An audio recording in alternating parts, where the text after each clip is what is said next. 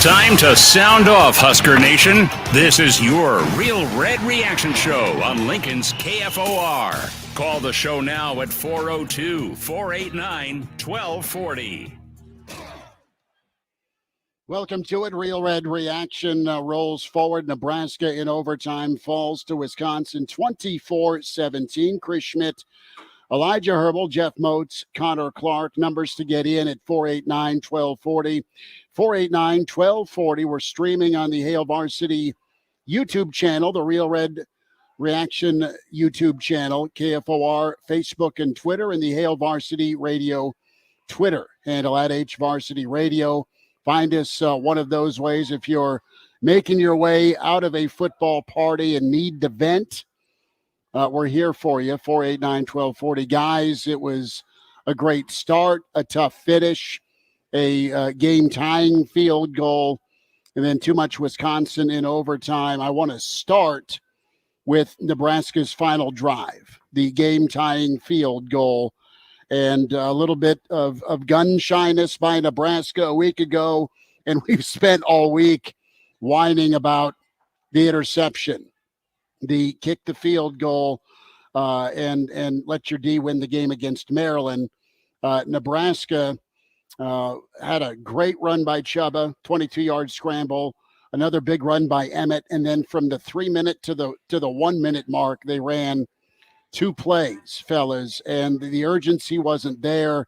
They settled for 3. I get getting out of Dodge and getting to overtime, but Nebraska had Wisconsin, it felt like, for the first time in that second half, reeling on defense. It was pretty much dominated by Wisconsin. Momentum, it looked like it would flip a couple of times with 2 monster fourth down stops by the Nebraska defense, but it was not to be tonight. Win number 10 in a row for Wisconsin. Well, if we started off with that clock management, which is a rightful first place to go, I would like to say in the moment, I didn't necessarily disagree with it because you have the ball 3rd down and 2 with about 45 seconds left and you have the first chance to call the timeout. You don't want to not pick up that first down on 3rd down, be forced to kick the field goal and give Wisconsin the ball back with 40 seconds in a tie ball game. My problem was the fact that you only end up getting 1 shot at the end zone.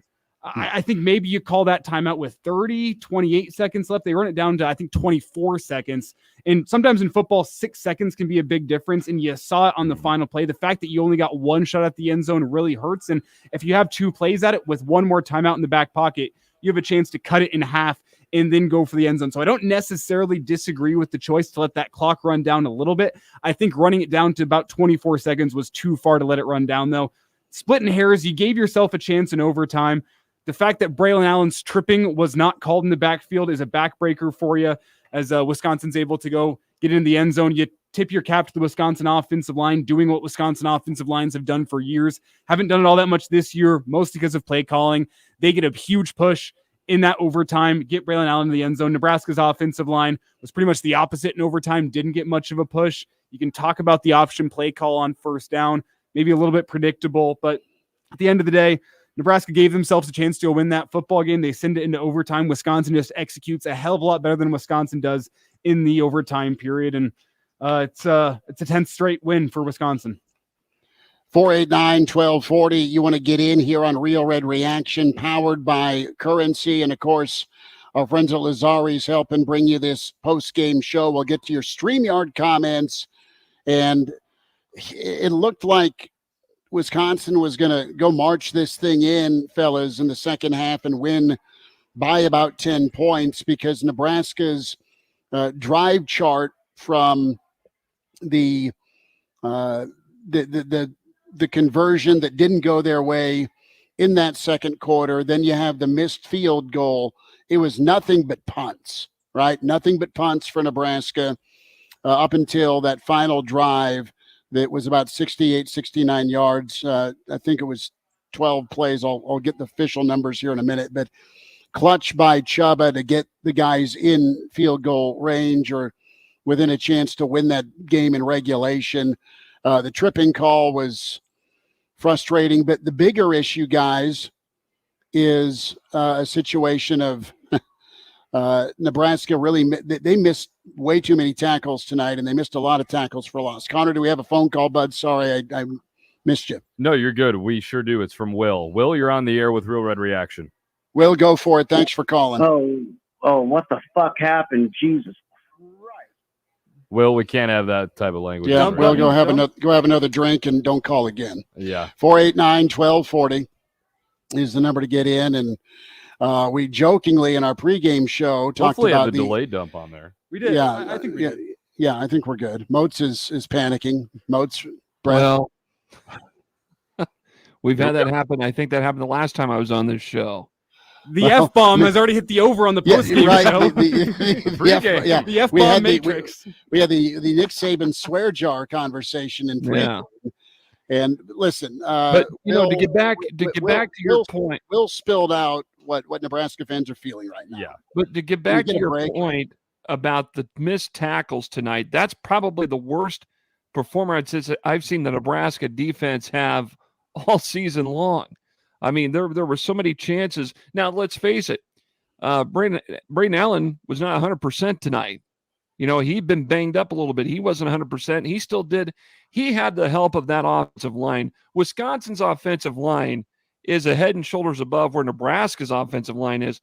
But still, the Nebraska defense, which is still one of the tougher defenses you're going to find in the country, it was like they went back to where they were maybe a couple of years ago where the defense was very lackluster. It just happened in an instant like that. So I think that's kind of the big disappointment tonight more than anything is how the defense, especially after Nebraska went up 14-0, it was like once Wisconsin got momentum about midway through, the second quarter or whenever it was before.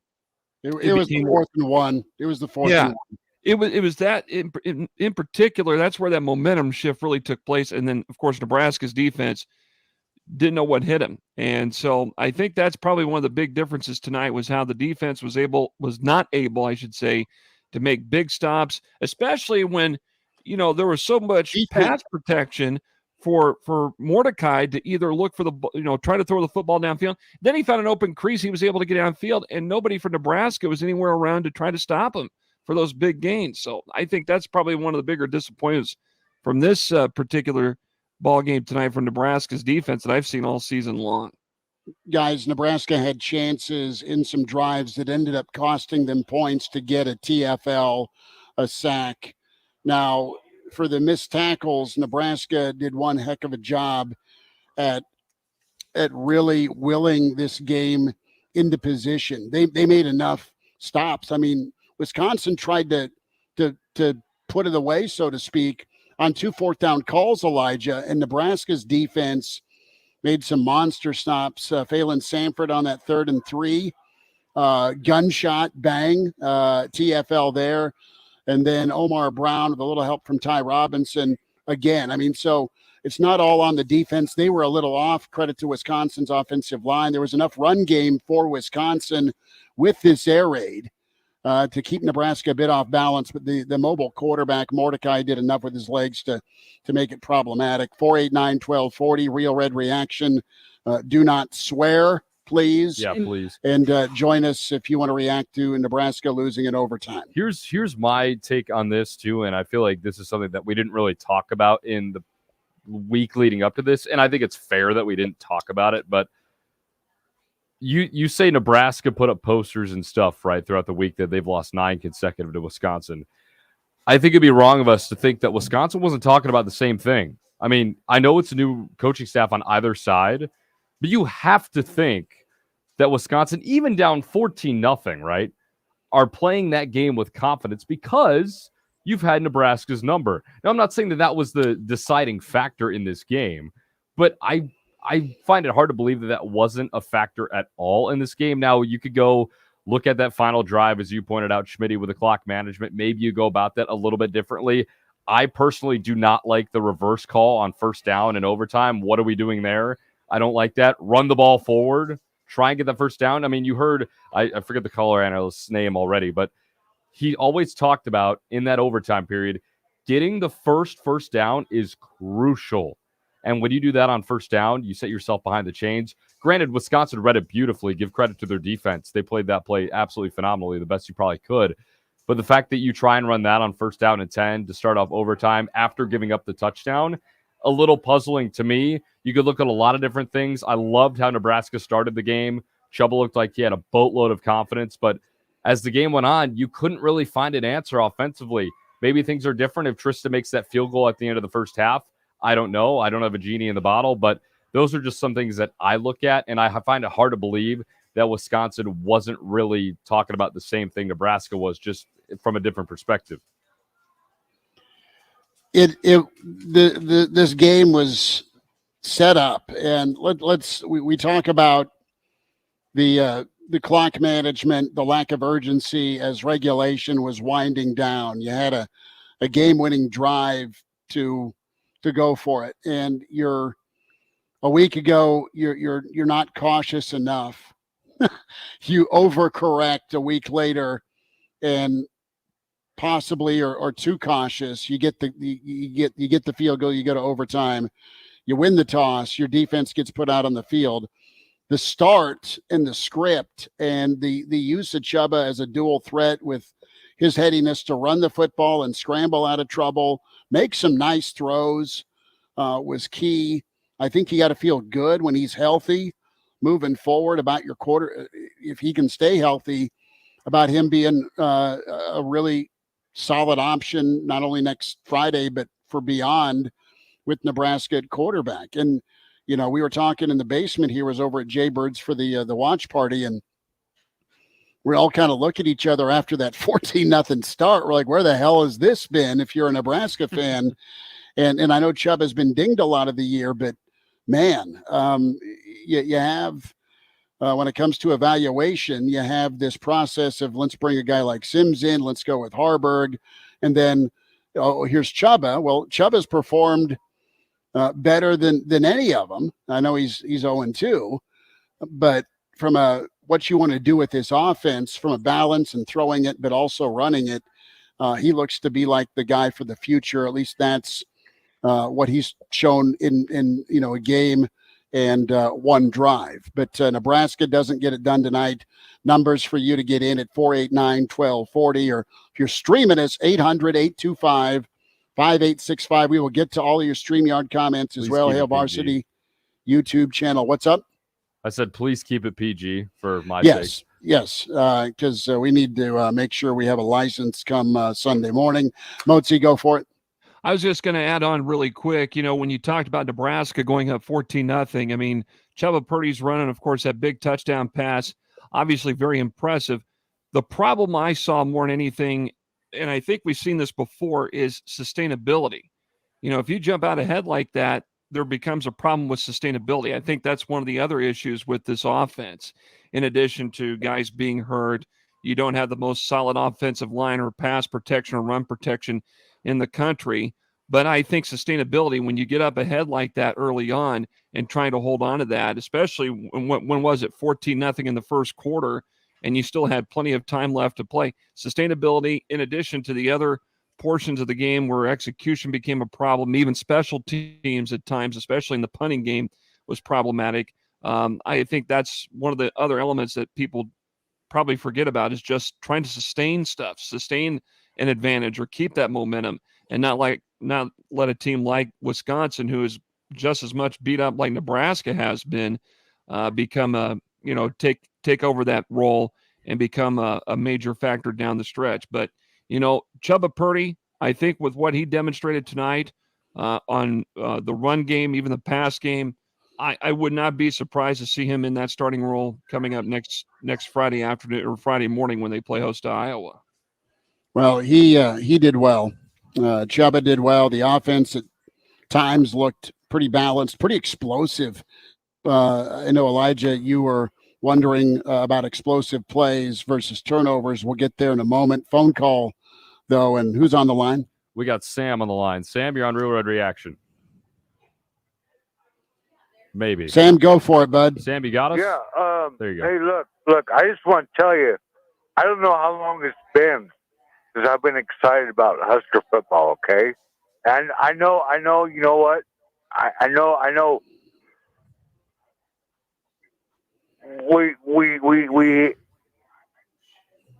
We we're hardened and we're breaking down, but you know what?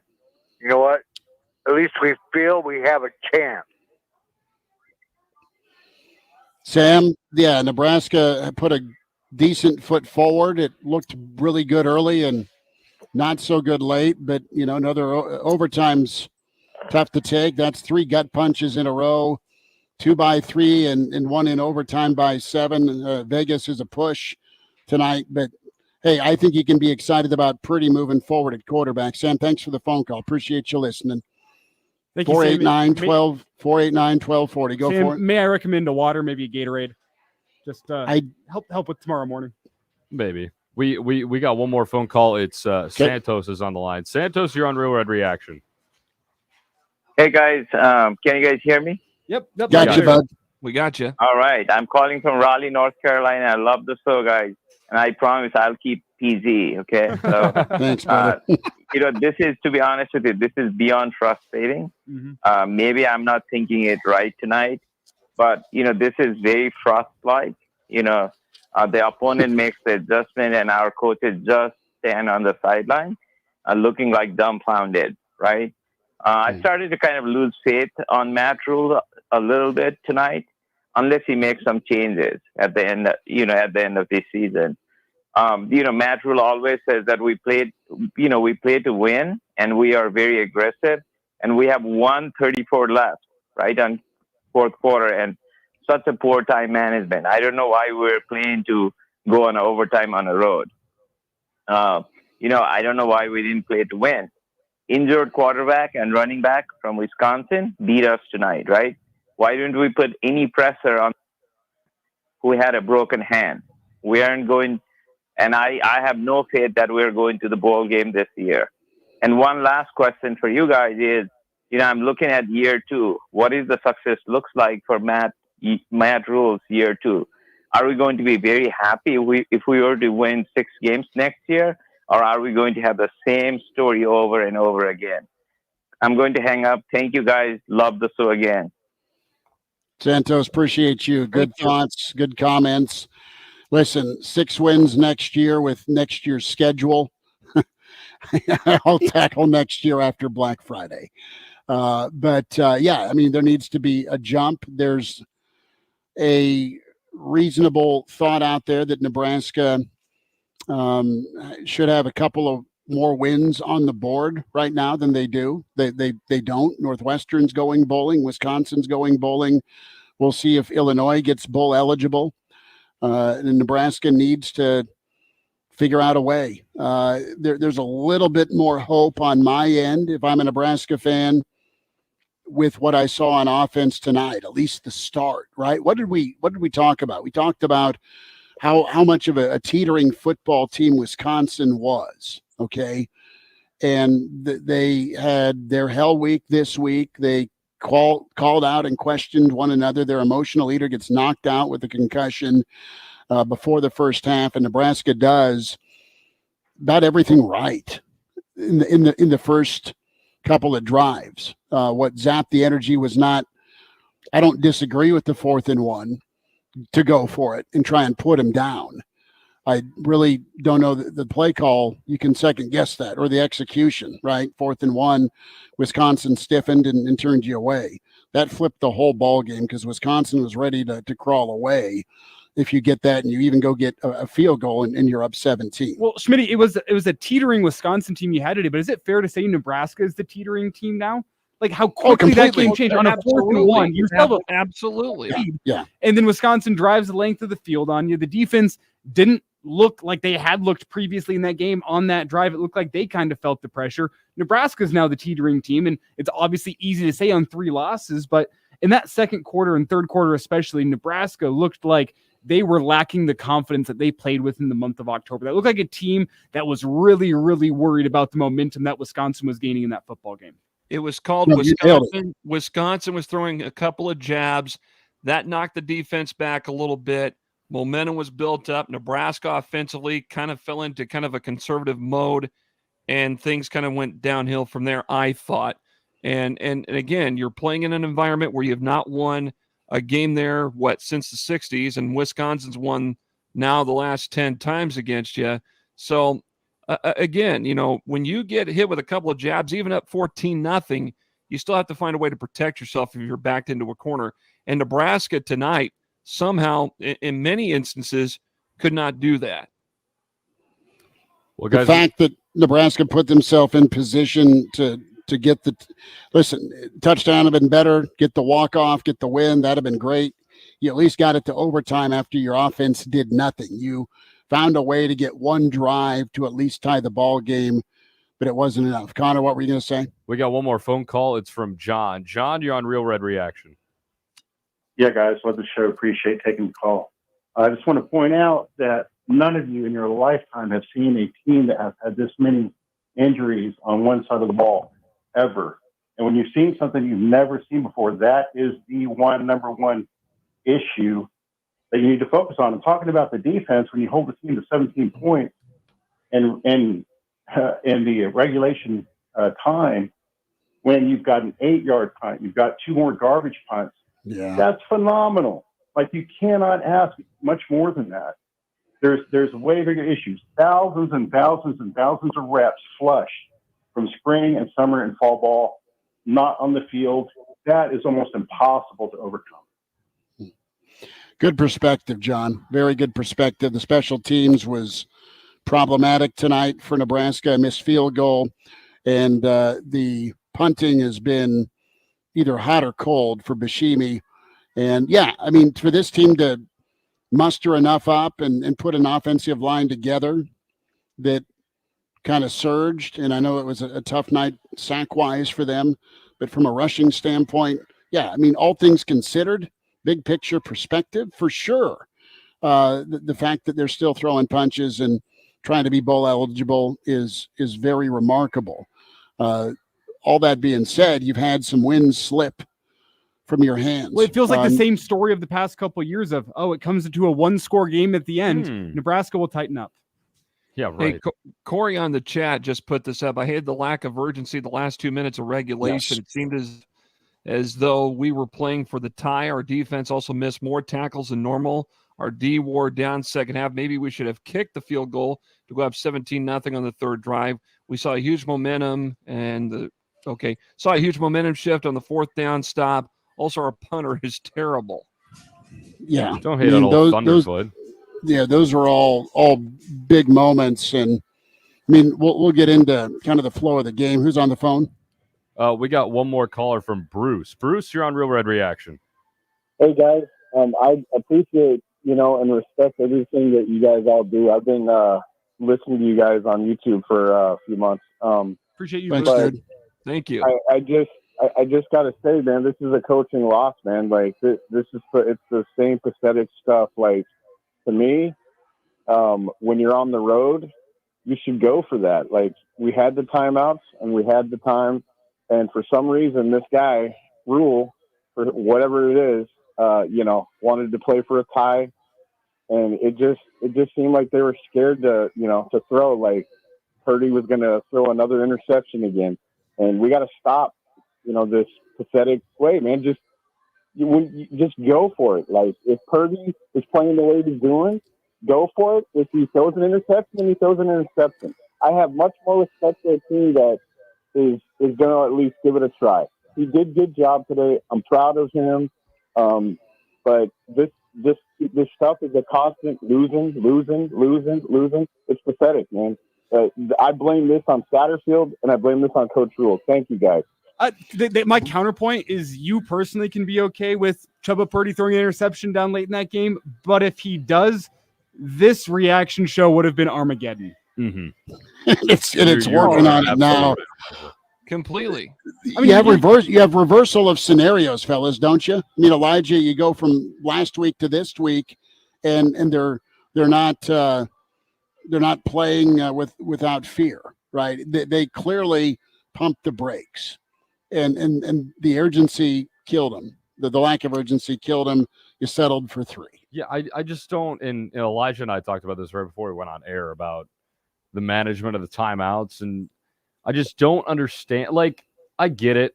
If you're running an offense that's been very turnover prone all year, that's probably in the back of your mind as a head coach or as an OC. I mean, you don't want to give the ball away in that scenario. As Elijah said, if Purdy throws a pick there, this real reaction show is Armageddon. It's chaos.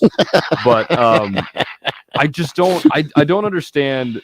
You call the time. You use your timeouts earlier. I feel like that just opens up the playbook a little bit more, and it gives yourself more comfortability to either throw that pass play, or if you want to mix in a little bit more runs, knowing that you have the timeouts, use them. And they just weren't able to do that. I feel like you can make arguments for both sides. Again, you have an offense that's been very turnover prone. You take the field goal. You've seen and heard Rhule put a lot of trust into Alvano this year, even when he has struggled. I mean, he missed a kick at the end of the first half, but he comes through and knocks it through at the end of regulation. It kind of felt like Rhule had pretty ample confidence in his true freshman kicker to do that. You could make arguments for both sides. I'm probably still going to err on the side of why didn't you use the timeouts earlier? I don't like playing for overtime, especially when you're on the road against a team that you haven't beaten 9 times. So that's my thought process on that entire thing. I feel like you should have used them a little bit earlier. Maybe that gives you a better chance to win it in regulation. Mitch Sherman, our dear friend from The Athletic, just lays it out perfectly. Nebraska waited 20 seconds, burned 20 seconds, then called a timeout, had 3 timeouts. It was 3rd and 2. Worth. Yeah, 3rd and 2 on the Wisconsin 18.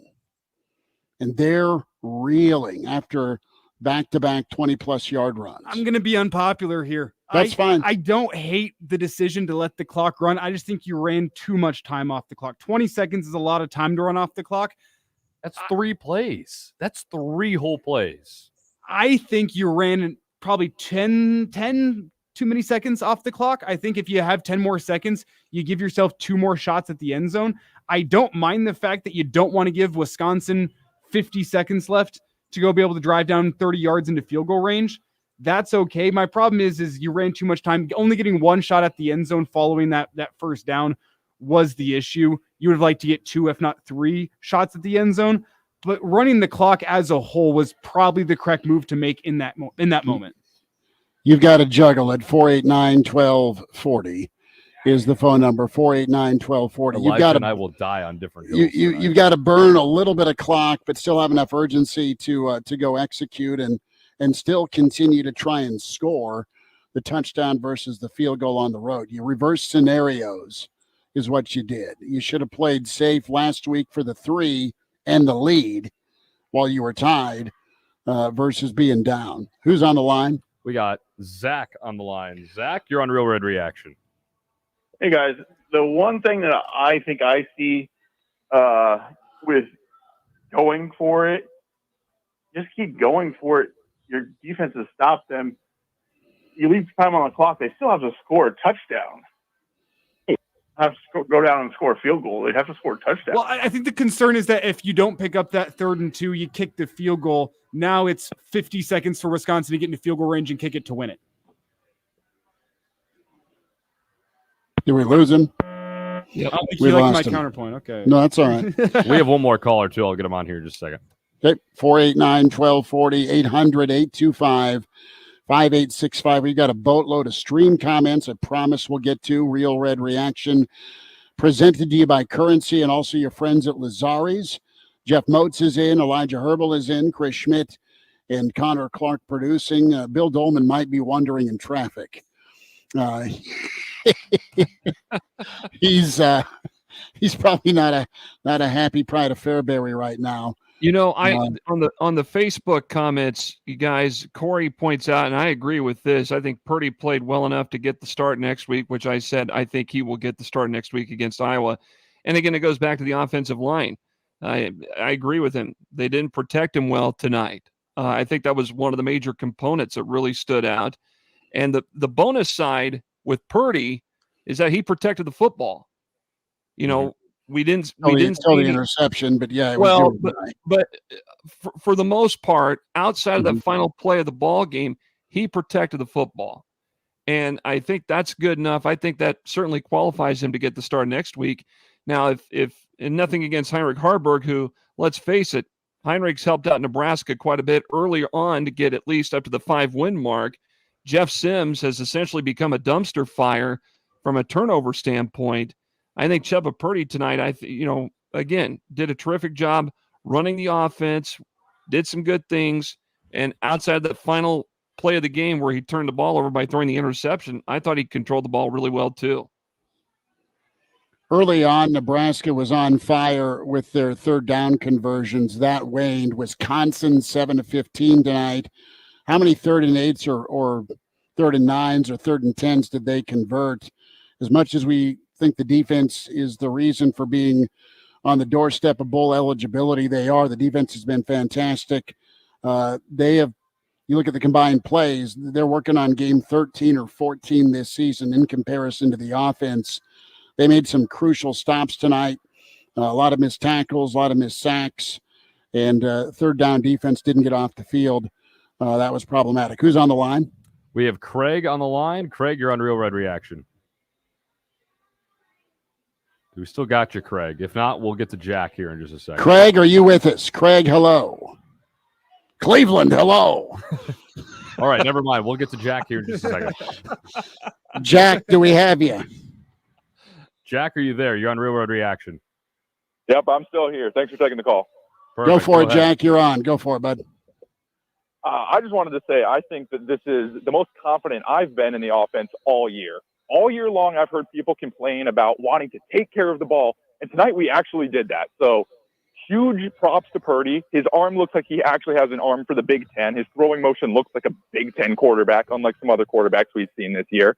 So huge props to them. On the downside, this is the third game in a row I would say the defense has not looked nearly as elite as it did at the start of the season. Mm-hmm. And my question for you guys is that just that we're playing better competition, or the season's wearing on, or have other teams seen a lot of the 3-3-5? Are they getting film on us and they're going to be able to start exploiting us this year and next year? I personally Thank think it's a healthy balance of Thanks, your Jack. second and your third point. I think you've put a lot on your defense this year. They've been out there a lot this year. It's a very physical defense where some injuries happen. So I think there's the wear and tear of a season that hurts this defense. But yeah, this Tony White defense is a defense that came into the season is expected to be multiple. He was going to change some things up. There wasn't going to be film on this defense, and teams are finding film on this Husker defense, finding some things they can exploit. It's a chess match of teams finding something to exploit. Nebraska's defense coming back and film the next week, cleaning up that area of the game so more teams can exploit it. And you come back, another team is going to find something new to exploit. That's always the balance that happens in football. So I think there is that element of some teams finding some things, but combined with the fact that you're missing guys on that side of the ball too. There seems to be guys in and out of the lineup there every single week. That's life in the Big Ten. That's playing defense in the Big Ten. It's going to happen more with as much pressure as you put on that defense on a week in, week out basis. Yeah, I agree. You need your offense too, fellas, to not go 3 and out or 4 and out or 5 and out. Right. Entire second half until the final drive of regulation. I mean, you've put so much on this defensive unit, and we've talked about it throughout the year. I mean,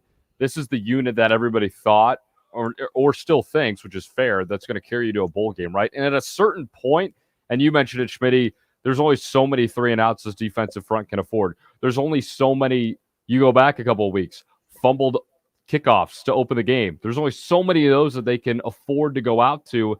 At a certain point, you go through 12 games, you play in the Big Ten Conference. I don't care how bad the West has been this year.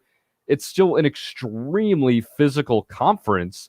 If you're going to put your defense through that and rely on them to carry you to that 6th win, at some point, it's going to come back and bite you. I think it was kind of a combination of that tonight. I thought Wisconsin knew what they wanted to do on this defense as well. Sometimes they executed it better than other times. Didn't really seem like they were as prepared for it on 4th down, except for overtime. So I think that's a little bit of it, but I think it's more so of you've been putting so much on that defensive unit this year. At some point, it's going to fall out from underneath you. I'm not saying it's fallen out completely from underneath you, but it seemed like it's trending in that direction, if that's the right usage of that term. And I feel like you put so much on them. And I want to give credit where credit is due real fast. Motzi, you're right. It's sustainability is 100% right. But I want to give some credit where credit is due with Wisconsin, because I talked a lot of crap about Phil Longo in his offense this year, trying to go square peg round hole with the players he had on offense. He did a fantastic job of making in-game adjustments. You saw the flip that happened between the first and the second quarter with Wisconsin.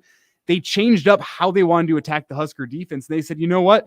We're finding some success with our offensive line and running the football downhill. We're going to feed our maybe injured Braylon Allen until he can't take us there anymore. And they found a whole bunch more success. So I do think you have to tip the cap to Phil Longo a little bit to swallow the pride and be able to make that flip, because they weren't doing as much drop back as that game wore on. They were giving the ball to Braylon Allen, running some play action. So that's credit to Phil Longo. He realized that his offensive line was getting a good push against Nebraska's defensive line, doing a good job getting up to backers. And his in-game adjustments tonight were what really flipped the game. That's why the offense went from anemic in the first quarter to driving the field against Nebraska's defense in the second quarter. Phil Longo made some adjustments, and he won the coaching battle, I believe, between Wisconsin's offense and Nebraska's defense today. Bucket Man Scouting says Rhule coached not to lose. It got a little tight that final few moments for sure. J. Lou chimes in as well. Nebraska just loves to find ways to give it away. So bleeping tired of the same crap over and over. And this is an accumulation of one era to a first year in the Rhule era, but it's the same movie for a lot of Nebraska fans. Tuck is confirming that he believes the F-bomb went out over. Forgive us there. Well, it went out over the stream. If you're listening on the stream, you definitely heard the F-bomb. I think You're telling me my dump delay was off? Well, the dump doesn't do anything to the stream. It would be on the air. So on the radio. Listening on the radio missed the F-bomb. That's where we go to the gas chamber. If it's radio or not. That is potentially. We got a couple of callers here, guys. Here, we'll kick it off with I believe it's John on the line first. John, you're on Real Red Reaction. Hey guys, I really appreciate our defense, but eventually, if you're on all day, then eventually you'll become cocky. How do we get our defense off the field and get our offense going? Well, you got to get first downs and not go 3 and out. And I thought Nebraska did okay at times on their first down gains, so it's not 3rd and 9 all the time. But I think the average was about 3rd and 6.5 or 3rd and 7. So Nebraska was in some 3rd down and longs. They just didn't sustain any drives. There were too many penalties. I think 6 penalties didn't help things for Nebraska.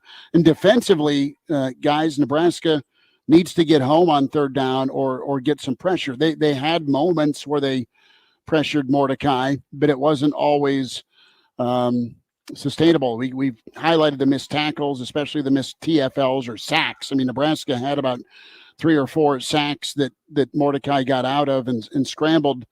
So that was it. But Nebraska did a good job for a lot of the time of putting Wisconsin in 3rd and long. But Wisconsin probably had 3 or 4 conversions at 3rd and 8 or longer. So it comes down to making a play on both sides of the football. Being able to convert a 3rd down. If you're Nebraska, they were 5 of 14, and being able to get off the field on 3rd down. Defensively, if you're Nebraska, Wisconsin was 7 of 15. That's how I see it, John. Just got to make some more plays compared to what Wisconsin did tonight. Guys, we got one more caller, Chuck, and then we'll take a break here on Real Red Reaction. Chuck, you're on Real Red. Hey, guys, big fan of the show. I was just going to comment on that in the first quarter when they were up 14-0. I appreciate that Matt Rhule wants to be aggressive, but he had a chance to kick a field goal and go up by 3 scores, and instead he went for it on 4th down. Do you think he did that because he wasn't confident in Alvano, or did he just want to be super aggressive? I think he was going for the knockout blow in the first quarter is what he was doing. He was trying to put the game away and say, Wisconsin, they've been teetering. We're going to put them away right now. That's what I think it was. I think that's fair. Yeah. Totally agree with you. You had a better feel possibly of picking up 1 yard than a field goal from that angle. I mean, it's the same rationale as kicking an onside kick in Ireland whenever you're up on points. It's because, you know what?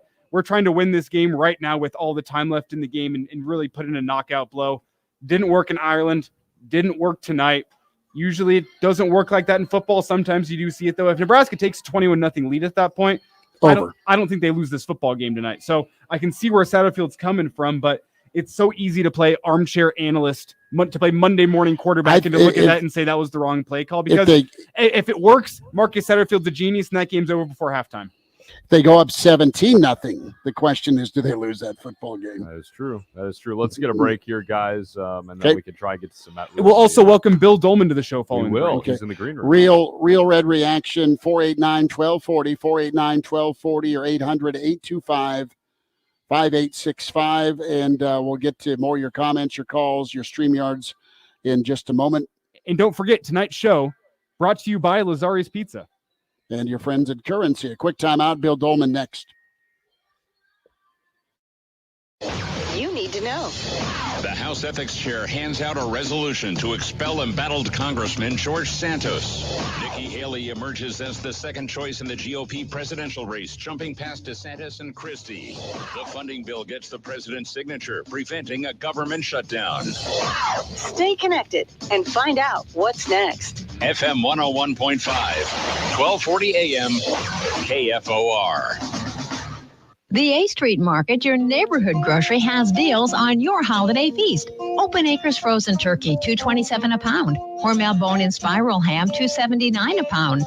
Our Family russet potatoes, $3.99 each. Stovetop stuffing, 2 for $4. Green Giant canned vegetables, 99 cents. Mrs. Jerry's premium macaroni and cheese, $2.99 a pound. Rose rolls, 2 for $5, and Sara Lee fruit pies for $5.99. Shop A Street Market, now offering free delivery with no minimums. When you or someone in your family are feeling sick or run down, the last thing you want to do is pick up a prescription. As your community Health Mart pharmacy, Lincoln Pharmacy will deliver your prescriptions to your doorstep so you can stay safe and comfortable. You take care of yourself. We'll take care of the rest. Call 402-817-7978. That's 817-7978. And ask Lincoln Pharmacy about our prescription delivery today. Health Mart, taking the time to listen and care. Hey, Dad, your prescription will be ready in just a minute. Hey, Dad, your laundry will be ready in just a minute. Dad, your lunch will be ready in just a minute. Hey, honey, why don't you take a minute? When you help care for a loved one, you give them as much time as you can. But it's just as important to take time for yourself. AARP can help.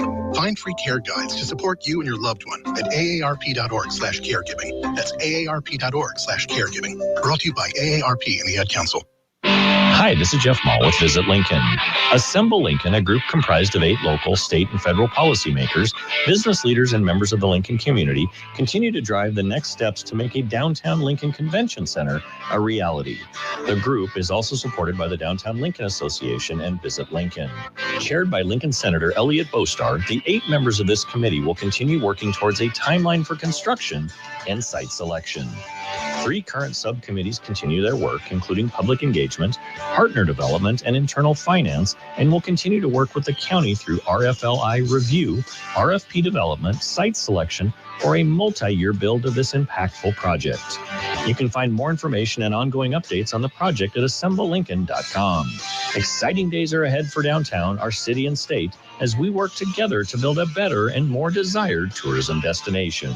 I'm proud of tourism in our community, and it's one more thing I enjoy about life in Lincoln. I'm Jeff Mall. Hi, I'm Steve Carper, and I'm here to tell you that there's never been a better time to buy flooring. Whether you need carpet, wood flooring, ceramic tile, vinyl, area rugs, or custom blinds, you got to come to O Street Carpet. With our 12-month interest-free financing, you can do one room or your whole house and leave your holiday budget intact. And with our huge in-stock selection, you can buy today and we'll install it right away. 1732 O Street. We want to make you a customer for life. Hi, I'm Tony Dungy. Our son Jordan needed the specialized care that only Shriners Hospitals for Children could provide, and it was incredible to see the love and dedicated care he received. Shriners Hospitals for Children is a healthcare system dedicated to improving the lives of kids with pediatric conditions.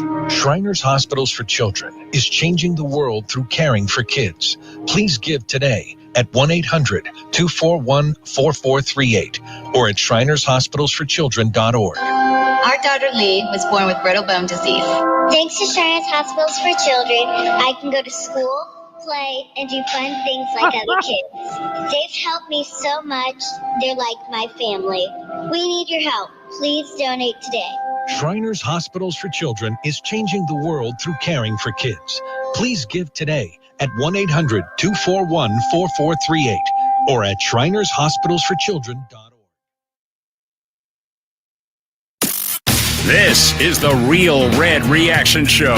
Phones are open now. 402-489-1240. Back with you. It's Real Red Reaction, powered by Currency, helped bring in part to you by your friends at Lazzari's Pizza. I need a slice of pizza pie right now. The Pride of Fairbury, Bill Dolman joins us. Connor Clark checks in. Elijah Herbal, Jeff Moats, Chris Schmidt, 489-1240. We'll get to your YouTube comments, and we will also get to your YouTube stream comments. Billy D.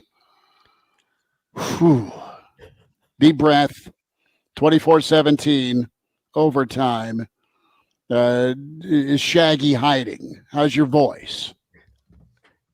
I'd like to reiterate what Will said earlier in the show. See? That's been seconded and tripled and thirded and fourthed. Yeah. I feel like I'm watching, at times. At times I think I'm watching Matt Rhule's vision for Nebraska football, and then sometimes I would think I'm watching a replay of the last 5+ years. Tonight, on the positive side, we've said for a few weeks that we didn't think Nebraska's quarterback for next year is on campus, and I based on what I saw from Jaba Purdy tonight, I would think that if he comes back, that he should get a legitimate shot at being the guy. If not being a very, very serviceable top backup. If he hasn't been playing because of performance, that there's a problem. If it's been a groin injury that's kept him out this long, then I hope he sticks around and gets a shot, because I thought he looked really, really good. I thought he looked poised. I thought he made good decisions for the most part. I thought it was the best quarterback play perhaps Nebraska's had all season. And that includes games in which they won. Although Heinrich Harburg in his first start or so, I thought was pretty good. But I thought Purdy was a real bright spot for tonight, and I think going forward. And I hope he's healthy next year, and I hope he's around. But that said, special teams were atrocious tonight. Alvano, okay, you're an 18-year-old kicker. This is the 11th, 10th game of the season. By now, you've had opportunities. You kicked a pressure field goal last year. That's what endeared you to everybody in Nebraska to win the state championship. That was a makeable field goal at the end of the first half, and it's not an shucks, he's 18, and chalk it up to experience. No, by this point in the season, you should be making those. I thought Brian Buschini, who had a really good start to the season, he averaged 35 yards per punt tonight. He had a long of 49 yards, but he hit one that was a Bellotta ball in the first half that changed the field. When Nebraska had a chance to, pin him down to probably inside the 20, he had one punt out of 5 inside the 20. And instead of putting him inside the 20, I think he put that ball right back at midfield, when it Bellotted back. So that was, I think, a huge key in the game was the fact that Nebraska did not turn the field over in the punt game. And Brett's had an opportunity, everybody saw they had a chance and to perhaps block the punt if he lays out. How often do you have those opportunities? So maybe he wasn't quite thinking that it was actually going to happen for him, but he's got to lay out a little bit more.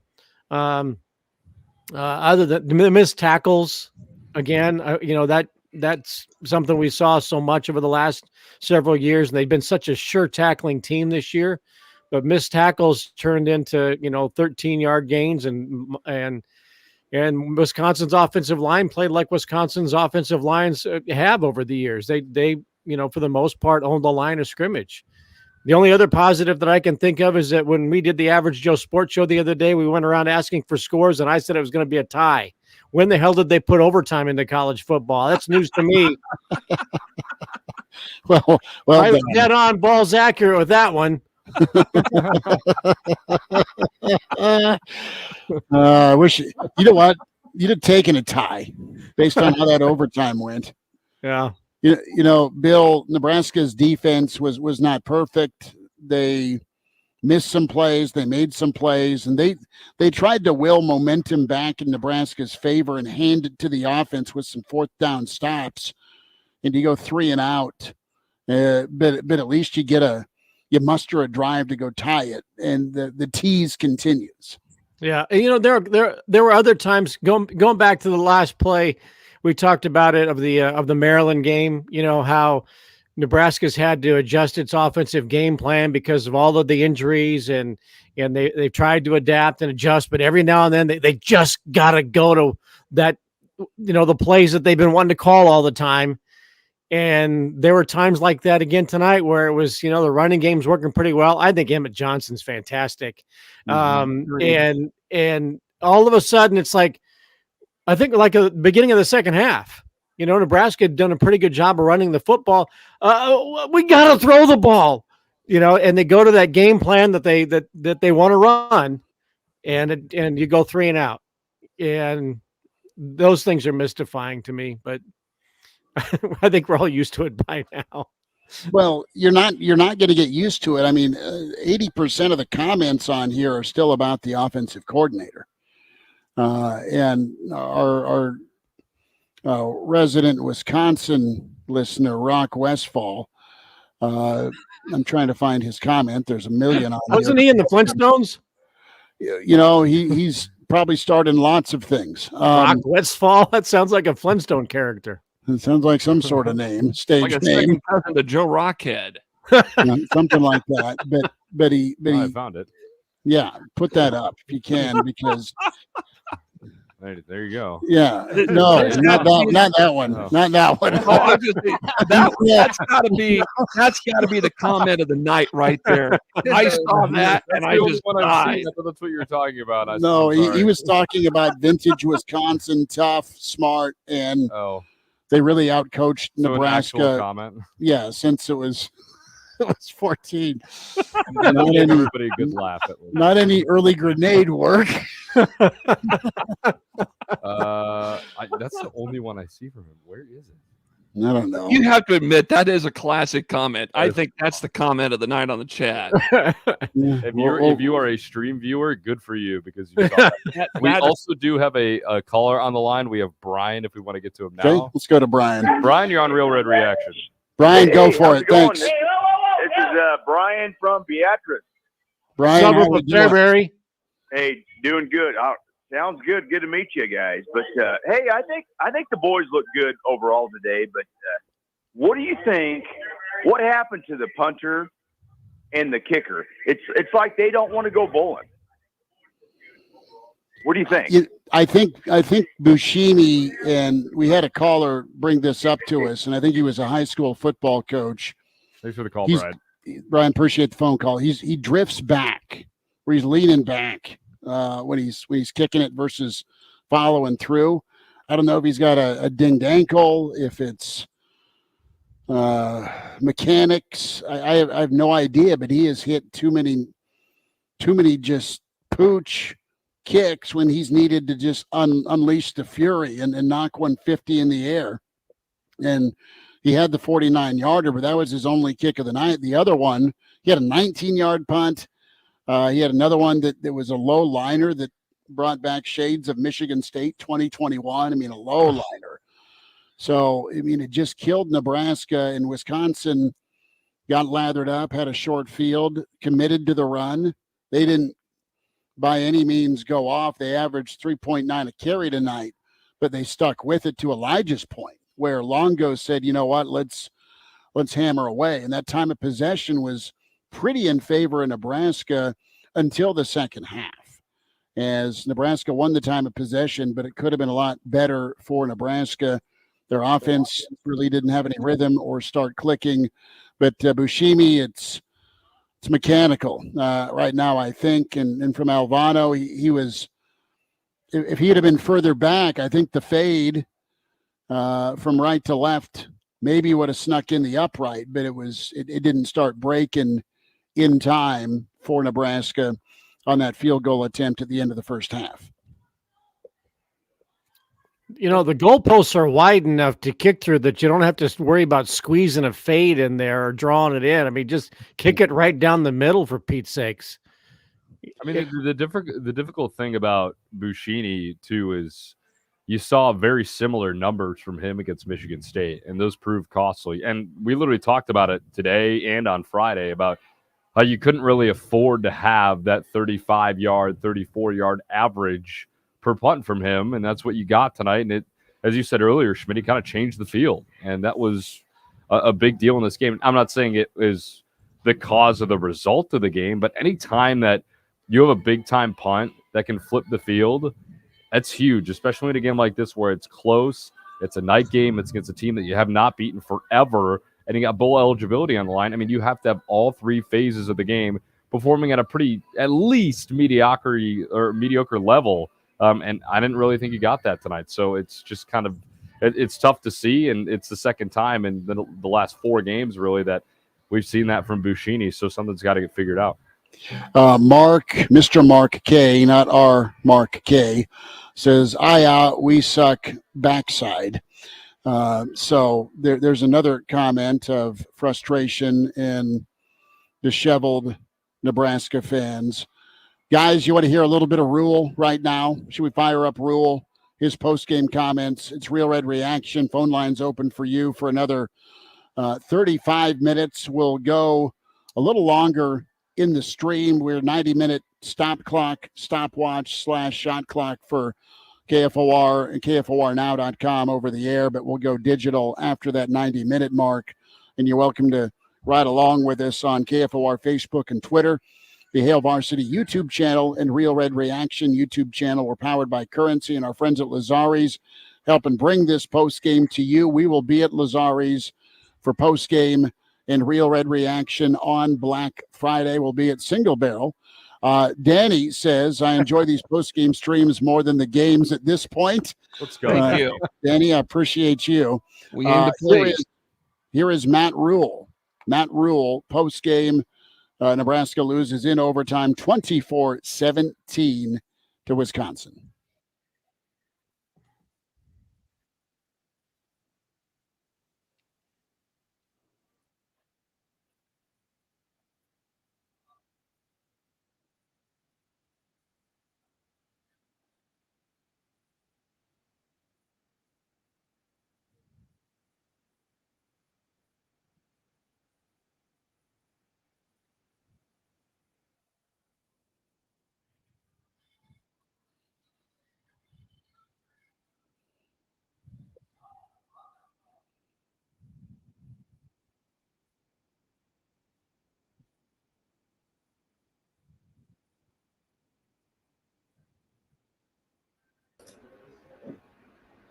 What's up, fellas?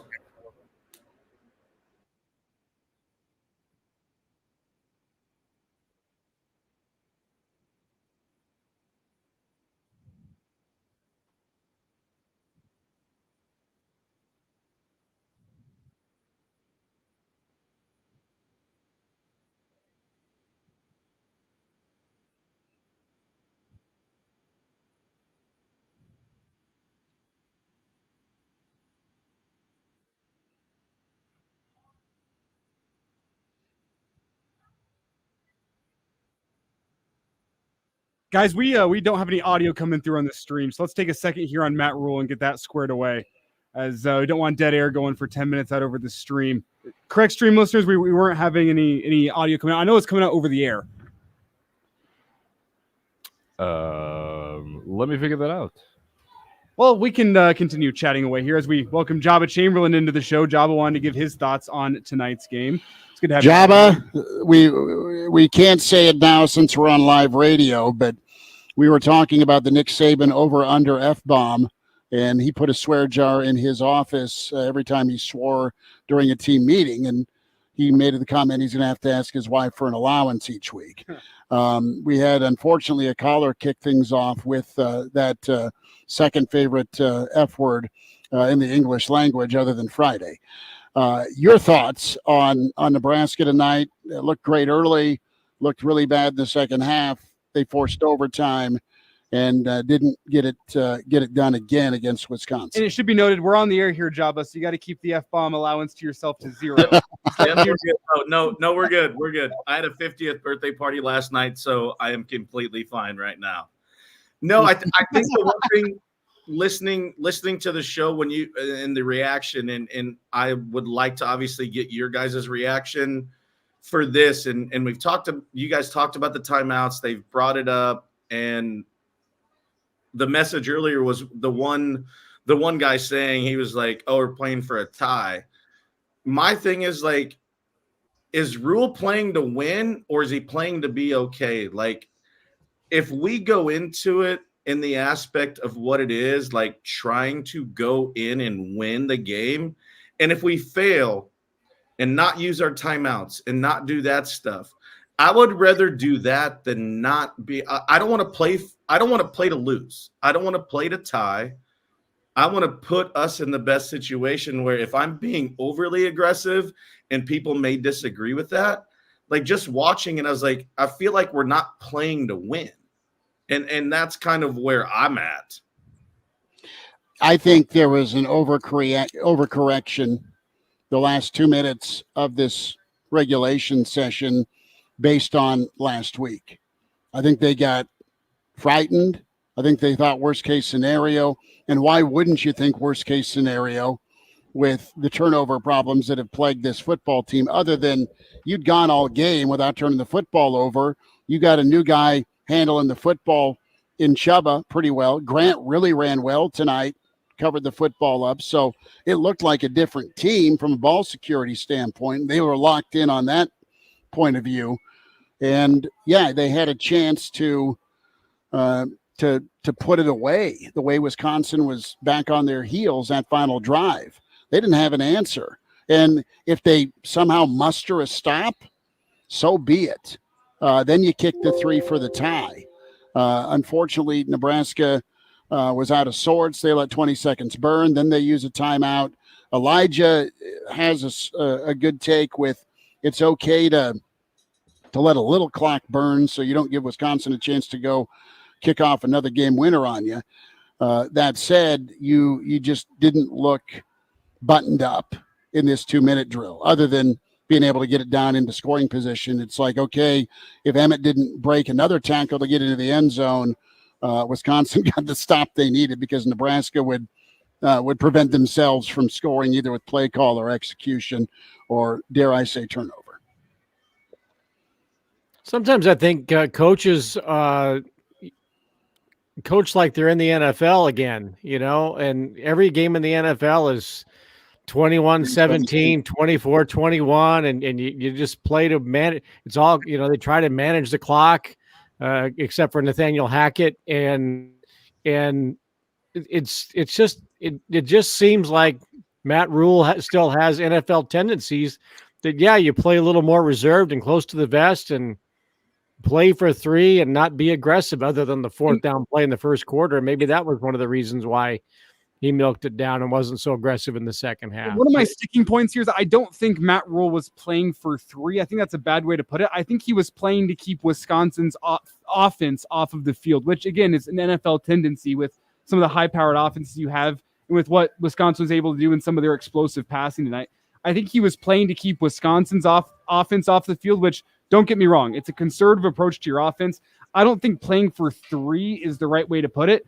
I mean, he still took the shot to the end zone. I think you as a Husker fan would have wanted 1 to 2 more shots at the end zone. Right. But he was playing to keep Wisconsin's offense off the field, which, after you saw what Maryland did last week, especially combined with the fact that Jaba threw an interception down there last week, I think you're saying, hey, whether we get 3, whether we get 7, we just want to make sure that we don't lose this game in regulation, knowing that we're in field goal range here. The worst thing that can happen in Matt Rhule's mind was you go to overtime. And if you lose it to overtime, you can defend that. If you lose in regulation because you kick a field goal with 45 seconds left and Wisconsin gets the ball back with 2 timeouts and they drive down and kick a field goal on you, you say, that's terrible clock management, Matt Rhule. You got to let the clock run down. He's really stuck between a rock and a hard place. And, I mean, getting it to overtime was disappointing, but you gave yourself a chance in the extra frame to go out and win it. So it's hard for me to say that was the wrong decision. I think the execution of that said vision wasn't perfect, so you give yourself a couple more shots to the end zone. But he was playing to keep Wisconsin's offense off the field at the end of that game and make sure that you can't lose it in that way. It's like, I mean, everyone remembers the AFC Championship game a couple years ago with the Bills and the Chiefs, where they just kept on trading touchdowns in the last couple of minutes of that game. Matt Rhule didn't want that situation where, you know what, you gave Tanner Mordecai and Phil Longo too much time. You want to say, you know what, we're going to make sure we get 3. We're going to hope for 7. And if we go and lose this game in overtime, it's better than losing in regulation, which might be a wrong mindset to have. But I understand where that's coming from with what you've seen in the past couple of weeks. Let's go back to Matt Rhule. We've got things fixed on the stream. And Matt Rhule continues here with his post-game comments. Jaba, credit to Wisconsin. I thought they did some things, wore us down a little bit. Some guys got banged up for us on defense, came out of the game, got it to overtime and just couldn't get the stop. And then, couldn't convert one of those plays at the end. So disappointed for our guys. Proud of the effort that they did give. A lot of things that, we've talked about were significantly improved, but just wasn't quite enough in a close ball game.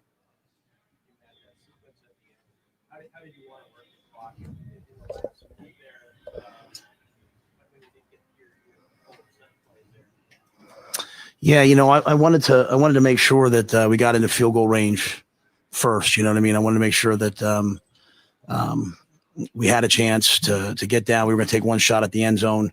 Kind of akin to last week. I felt good about the kick. I wanted to make sure he got in range to make the kick. Give him a chance to take a shot at the end zone and go from there. So, looking back, maybe should have called that earlier. So maybe we had 2 shots at the end zone, but.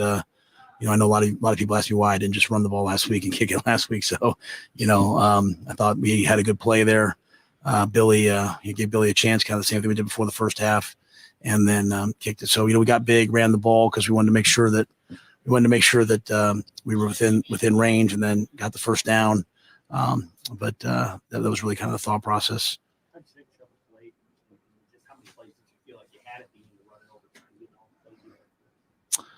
All the plays. I'm sorry that. All the plays you guys played. I thought Jaba played really well. One play along the sideline where maybe it was an interception, the ball went out of bounds, but I thought he protected the football. I thought he pulled the ball down when they went to run. I thought he converted 3rd downs. I thought he was hot in the first half. He thought he ran the football. We didn't call a lot of designed quarterback runs or anything like that, but he was doing a nice job, in my opinion, of just, if it wasn't there, pulling the ball down and going. So, obviously we hit a little bit of a lull there at the beginning of the second half. That's, kind of watching them. That's kind of what they've done to people. And, but found a way at the end to go make some plays. So for his first start for us, this year, I thought it was really something to build on. Coach, what was the biggest issues, I guess, where you scored 14 right away, and there's that lull, like you said, just what was going on? Yeah, I think we moved the football. We moved the ball down. Had 4th and 1. Didn't get the 4th and 1. This was a game, right? I thought, hey, I'm going to probably collect points, but basically, there's not an analytic that doesn't say to go for him 4th and 1, and it's really less than 1. So disappointed that we didn't get that. That's a play that to win these games, come to Madison, win these games. I think you got to get. I think that certainly would have helped us, right? It's like it's 14-0. I think it was 14-0. Forgive me if I'm off, but 14-0. You get that 4th and 1. All of a sudden now, that can kind of sometimes be the backbreaker. And plus, we're still a little bit further out. Come down at the end, you go to kick the field goal at the end. Take one shot. Try Malachi in the corner out. It's not caught.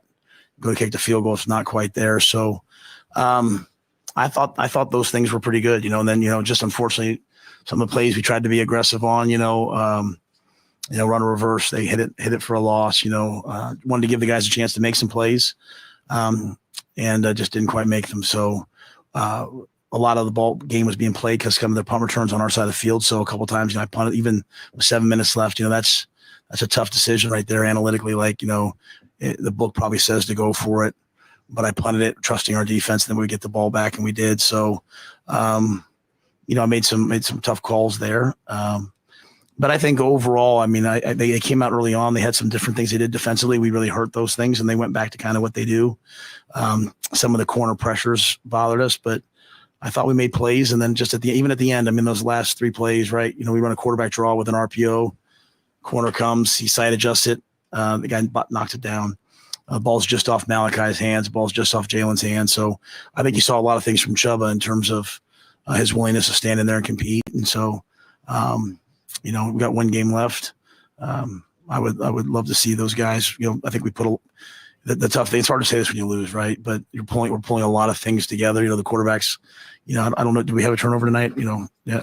Yeah, at the end, yeah. So, but in terms of throughout the course of the game, I thought we protected the football, and but just wasn't quite enough.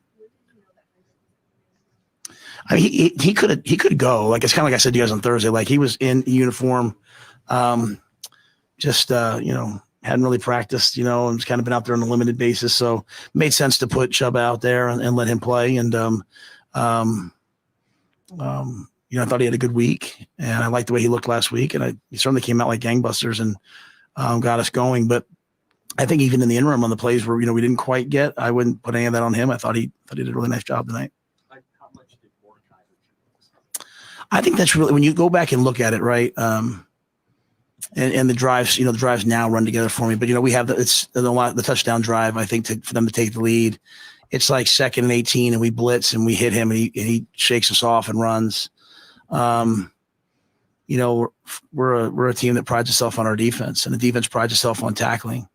And reverse that play, a lot of guys had opportunities to make some of those plays. And so, when we talk about momentum, we talk a lot about the offense and all those things. To me, defense, we could use a sack fumble. He ran a lot of quarterback draws tonight. Tony was blitzing them. He was twisting them. We would love to come off and make a play on one of those plays. So credit to them, though. Credit to Tanner. He made the plays at the end. I mean, it was, when you think about it, it was a quarterback draw at the end that won the game for them in overtime that got them down there. And so that'll be frustrating for us. I thought we did a good job of stopping like the downhill runs, but Allen ran hard, and they made just enough plays on third downs. On that third down call, it wasn't a blitz, but what was the third down call when Mordecai went right up the defense? I can't remember that right now. I'm sorry. You're talking about the very last one. Yeah, I don't remember what it was. I'd hate to say that to you. Pretty much everything down the stretch was some version of a twist or a pressure, just because of kind of the number one play we were trying to stop after a while was just a quarterback draw. And I thought he did a nice job. 6 hit us across the middle several times, man. So they made the plays down the stretch. I mean, he's played a lot of football. He's in his 6th year. He came out to compete, playing with a broken hand, and he competed and he made plays. So I got to give him a lot of credit.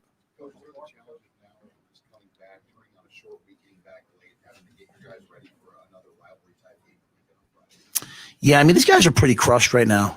They're pretty crushed emotionally, and but that that's okay. It shows that they care, and it shows that they put a lot into it.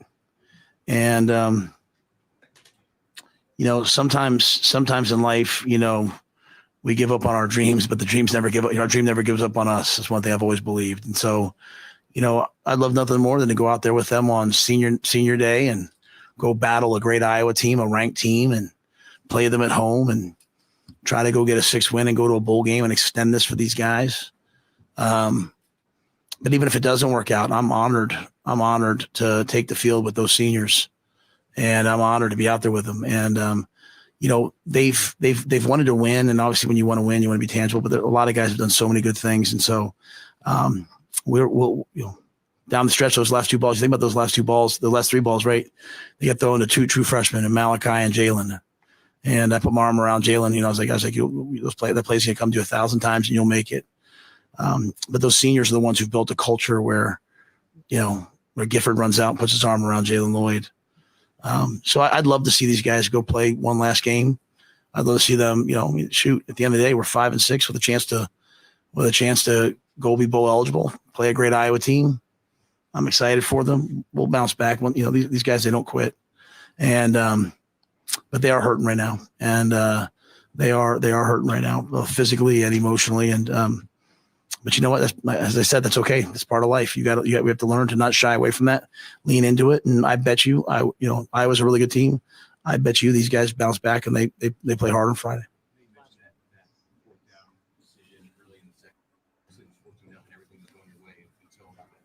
Yeah, I didn't feel that. I mean, I think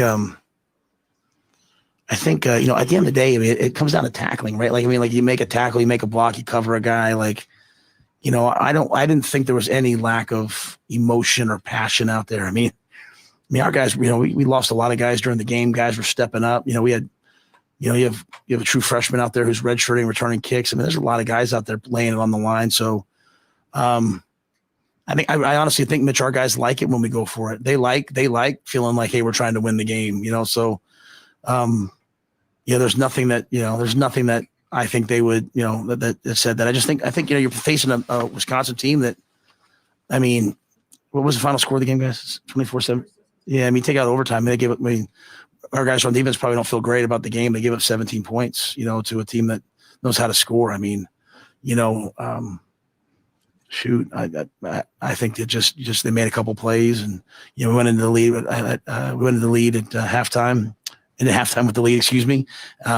It's really more to me about just in the second half, just making a couple plays. I think they found some things that bothered us, and tempo runs with some routes and some shifts, and Phil Longo's a great offensive coordinator. They did some really good things, but I think Tanner made a bunch of plays. So I didn't feel that. I just thought that was part of the back and forth of the game. Like, to me, I always knew the game was going to come down to the last. I mean, I say that, I think that every week when you guys I'm like, guys, we're going to play the game. It's going to come down to the very end.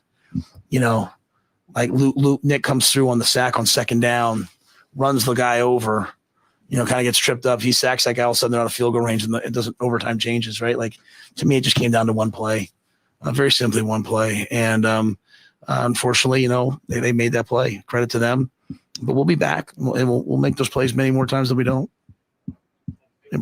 Thanks, guys.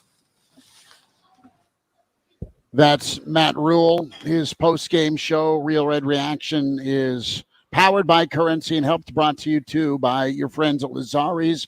More of your comments to the Hail Varsity YouTube stream, the Real Red Reaction YouTube channel, KFOR Facebook, KFOR Twitter, and the Hail Varsity Radio Twitter feed at HVarsity Radio. Chris Schmidt, Elijah Herbal, Jeff Moats, and Bill Dolman. Jaba Chamberlain joining us, and Connor Clark. Chris Schmidt. We'll get to most of your comments probably in the next 15 minutes, or after that we'll focus stream only. It's about 13 minutes and change if you want to join us via the phone on KFOR and KFORnow.com, 489-1240. Or 800-825-5865. Guys, I want to go back to the initial script, the points, the deflation of that fourth down play that Nebraska didn't get. I like Rhule saying, I want to go for it. I want to play for the win there. But you got tentative towards the end of the game. He brought up, last week as an example in his post-game comments here. But there's no honing in on an identity. Nebraska didn't either want to or feel like they could risk some quarterback run, even though early in the ball game that really sparked the offense. And when they did go option, it was short side, and the short side option worked great. In the Osborne era, Nebraska still hasn't figured out how to run it. In the Rhule era, your fullback doesn't touch anybody, and one guy takes on two and strings it out. Really tough way to start overtime. So the option play, I think, with Priddy and his wheels. I mean, George Darlington never stops raving about Chubba Priddy's wheels and how good he looks throwing the football and how deceptively fast he is. But Nebraska's identity still a question mark, right? A little bit with what they're great at, with what they want to do. They were true to their word, and they ran the football in the fourth quarter. But when push comes to shove, and we'll go around the horn here, Elijah, start with you. It just feels like Satterfield just gets in his own way with the rhythm of the game. If there's not a big play that gets him down there, or it's the home run touchdown, then it's pretty hard to put long drives together. And that's the case for a lot of teams. It's easier with a big play to get the score. But Nebraska and Satterfield, it seems like he just can't settle in, or he's just too inconsistent, either with the execution he gets or with what he's trying to decide. We'll start with you, Elijah, and go around the horn. sometimes whenever you watch those high-level play callers in the NFL, Andy Reid, recently Mike McDaniel, Kyle Shanahan, guys like that, it's unfair to compare a college offensive coordinator, Marcus Satterfield, to those guys, but I'm using them as an example because a lot of times it feels like those guys have almost a flow state once a game starts, where they're trusting their gut and they find a rhythm with the play calling. It never feels like Marcus Satterfield finds a rhythm with at least this offense. And maybe that comes down to personnel. That's why I don't think you can fire Marcus Satterfield after only 1 year with all the injuries you see on the offensive side of the ball. The quarterback you went after didn't quite work out for you. Is that an indictment of the coaching staff and the offensive coordinator? Yes, but I think you have to give some grace in that element, in that it is hard to find a rhythm as an offensive coordinator whenever you don't have the pieces that you want to go out and run your offense. I think he could have done a better job this year tailoring an offense to the pieces that he has. He hasn't done so. But at the end of the day, this is not the offense that Marcus Satterfield wants to run at Nebraska, the one that he has, at least the pieces he has right now. And I think he's trying to go a little bit square peg, round hole. Doesn't find much of a rhythm. I'm reserving judgment as a whole on Marcus Satterfield, the play caller, until he's able to find some different pieces, put some different pieces into his offense and see what he can make happen, get some development from those freshman wide receivers, get some development along the lines of scrimmage. He hasn't impressed me this season in his role as an offensive coordinator. Don't get me wrong on that. He doesn't seem to have much rhythm or flow with his offense, but I also struggle to know, like, chicken or the egg. Is it the play caller or is it the guys going on and executing what the play caller has called? Because a lot of times those really good offensive coordinators have the pieces that the guys make them look really good. So that's why I can't get on board with Marcus Satterfield is the reason that Nebraska lost this game tonight. Marcus Satterfield's offense is terrible. I'm reserving judgment until I see what this offense looks like fully fleshed out. But Marcus Satterfield, of all the coaches on Matt Rhule's staff right now, is probably on the thinnest ice. But I don't think any coaches are gone after 1 year unless they go take a head coaching opportunity or a job that pays them a whole bunch of money. Mozi, what do you got? You know, I think with Marcus Satterfield, considering the injury situation that they've had on offense this season, I think he's just trying to throw anything out that he thinks may work. You know, early on in the season when you still had guys like Gabe Ervin that could run the football. Now, granted, Johnson's done a very good job this year. Anthony Grant's done a pretty good job. We've seen Chuba Purdy and even Heinrich Harburg run the football pretty good too. But it just seems like if you go with the run game and finally the defense picks up on what you're going to do, then you start to panic and you start to try to run the offense by going to the pass game. If the pass game's not working, you're trying to find anything possible that you can to try to get past that defense. And when it doesn't work, you start to panic. I think it's more of a panic situation now with Marcus Satterfield and what they're trying to come up with in terms of play calling on offense. I mean, there have been several instances of that through the course of the season. I think tonight there were a few grand chances where Nebraska could have just driven it right down deep into Wisconsin territory and buried them in the first half. You know, we talked about how they could have gone up 21-0 in the first half of action. I think that was certainly possible. The Alvano field goal, that decision in the first half, obviously didn't pan out well. He missed it from 42 yards out. I mean, I think Alvano's a good kicker.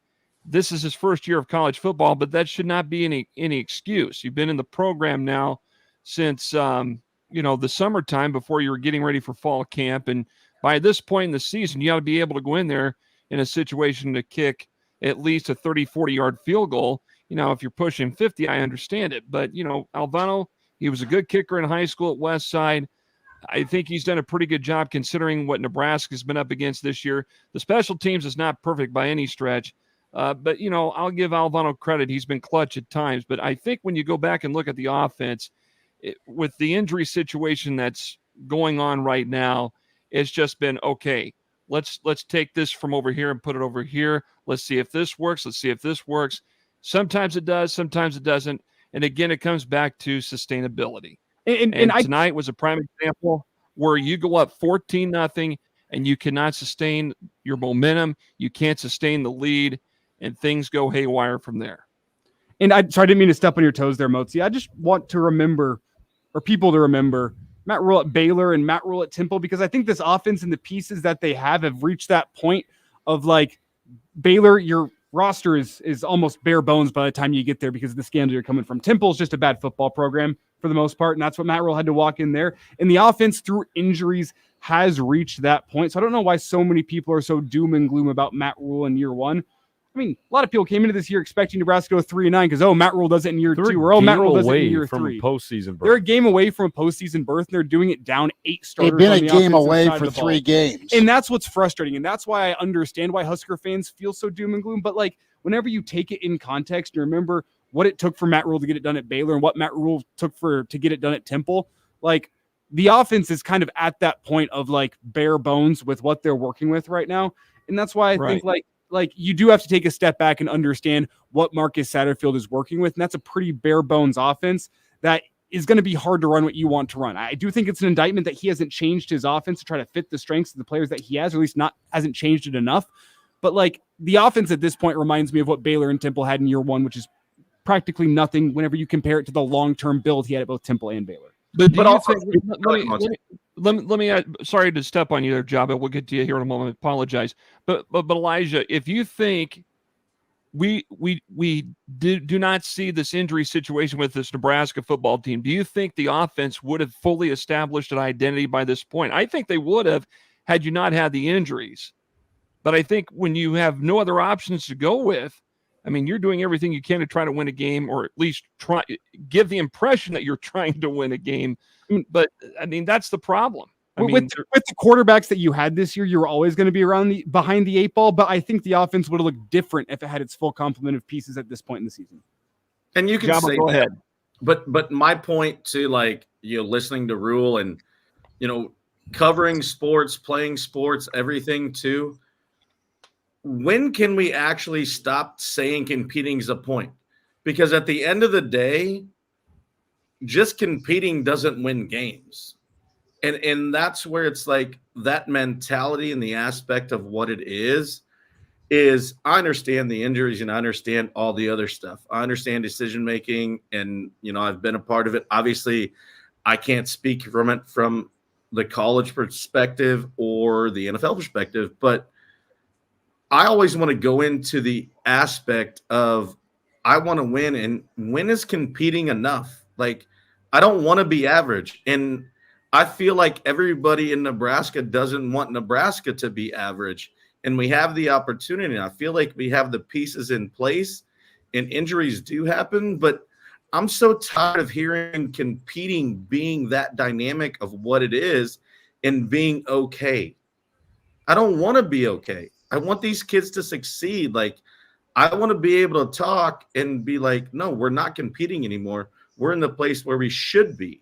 And I think that's the place where I feel like we can get.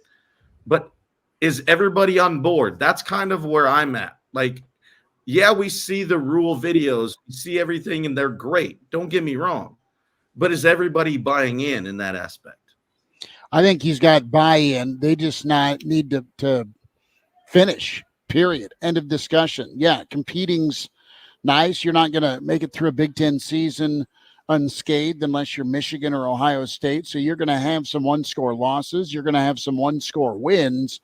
The objectives to be 9-3 or better if you get a special year.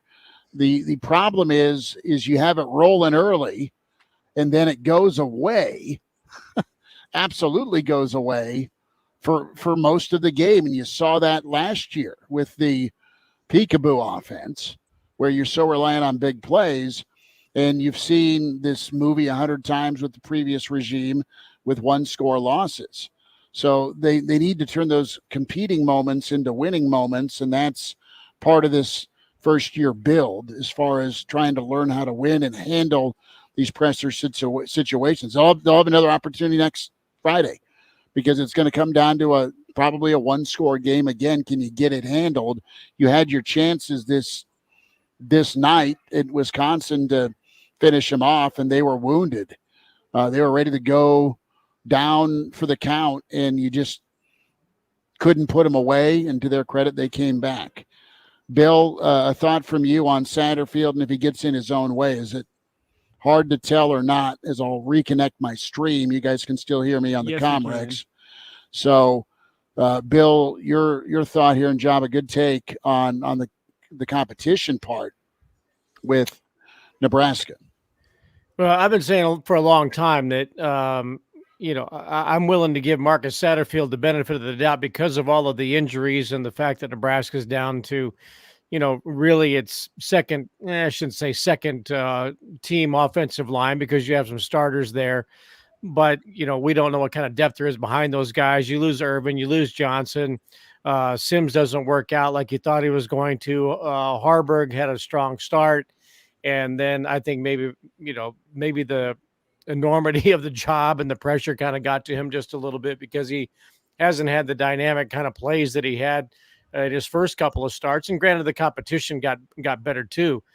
But, and all the receivers left, I shouldn't say all of them left, but, the top line receivers aren't the same ones that they thought they were going to have at the beginning of the season.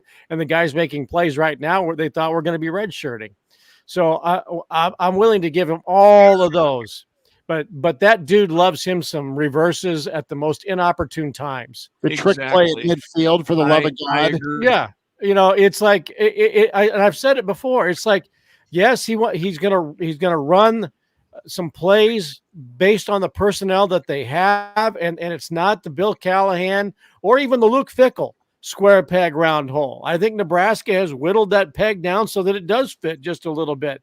But every now and then he'll go to that playbook that's sitting over here, and he'll bring it out. And when there's momentum, let's throw the ball 3 consecutive plays.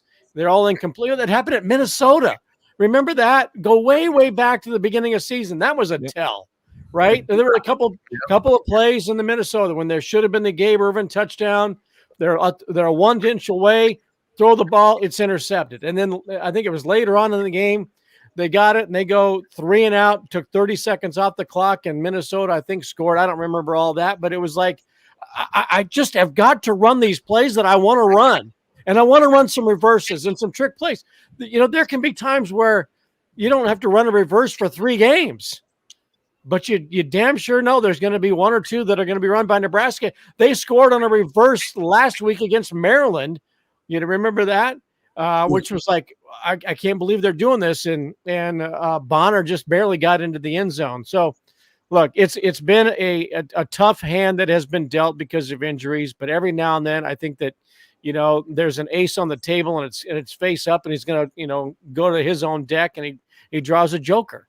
And so that I think is a bit of a problem. Look, people get down on Rhule. I think Matt Rhule has done a pretty good job. Sometimes I think these coaches get their in the first year and they think, well, I've got a year to play with, and we just keep saying that it's a rebuild. Well, Jeff Brom's kind of done it differently at Louisville this year, although that was probably a better situation. But on the other hand, I've said this for years. Dabo Swinney, they wanted to run him out of Clemson, after his first year when I think he went 6-6, and everybody didn't know who he was. Texas wanted to get rid of Sarkisian after year 1 and halfway through last year, and now he's got him on the cusp of going to the football playoff. We're crying out. Mike Norvell at Florida State. They wanted to fire him after he lost to Jacksonville last year. Step back. First year at Georgia, Kirby Smart goes 7-5. They went 8-4 the year before. It was a step back, and Georgia fans were pissed off. What does he do? He goes and wins a national title the next season, or he makes the national title the next season and wins one 2 years later. Like, year 1, it's frustrating. I understand that losses are still happening in the same way. I also understand we need to take a break, Schmitty. This is my last point here before we do that. But year 1 needs to be taken with a grain of salt, especially with the fact that, Kirby Smart went 7-5. He didn't lose his 3 top receivers and 2 of his offensive linemen and his top 2 running backs. And he was able to keep his starting quarterback all year long. He wasn't on the 3rd string quarterback by the end of the year. There's been so many issues with this Husker football team this year. I'm not going to say it's a miracle to be 5-6. It is Nebraska. You have more resources than almost everyone else in the country, including the teams you're beating in the Big Ten West. 6-6 should always be the baseline for Nebraska. But you have to understand in the context of where Nebraska's been the past 5 years, the worst 5-year stretch in their history, with all the injuries you've had offensively, the fact that Nebraska is competitive, it's frustrating, but it's a start. But Nebraska's not a 6-6 school.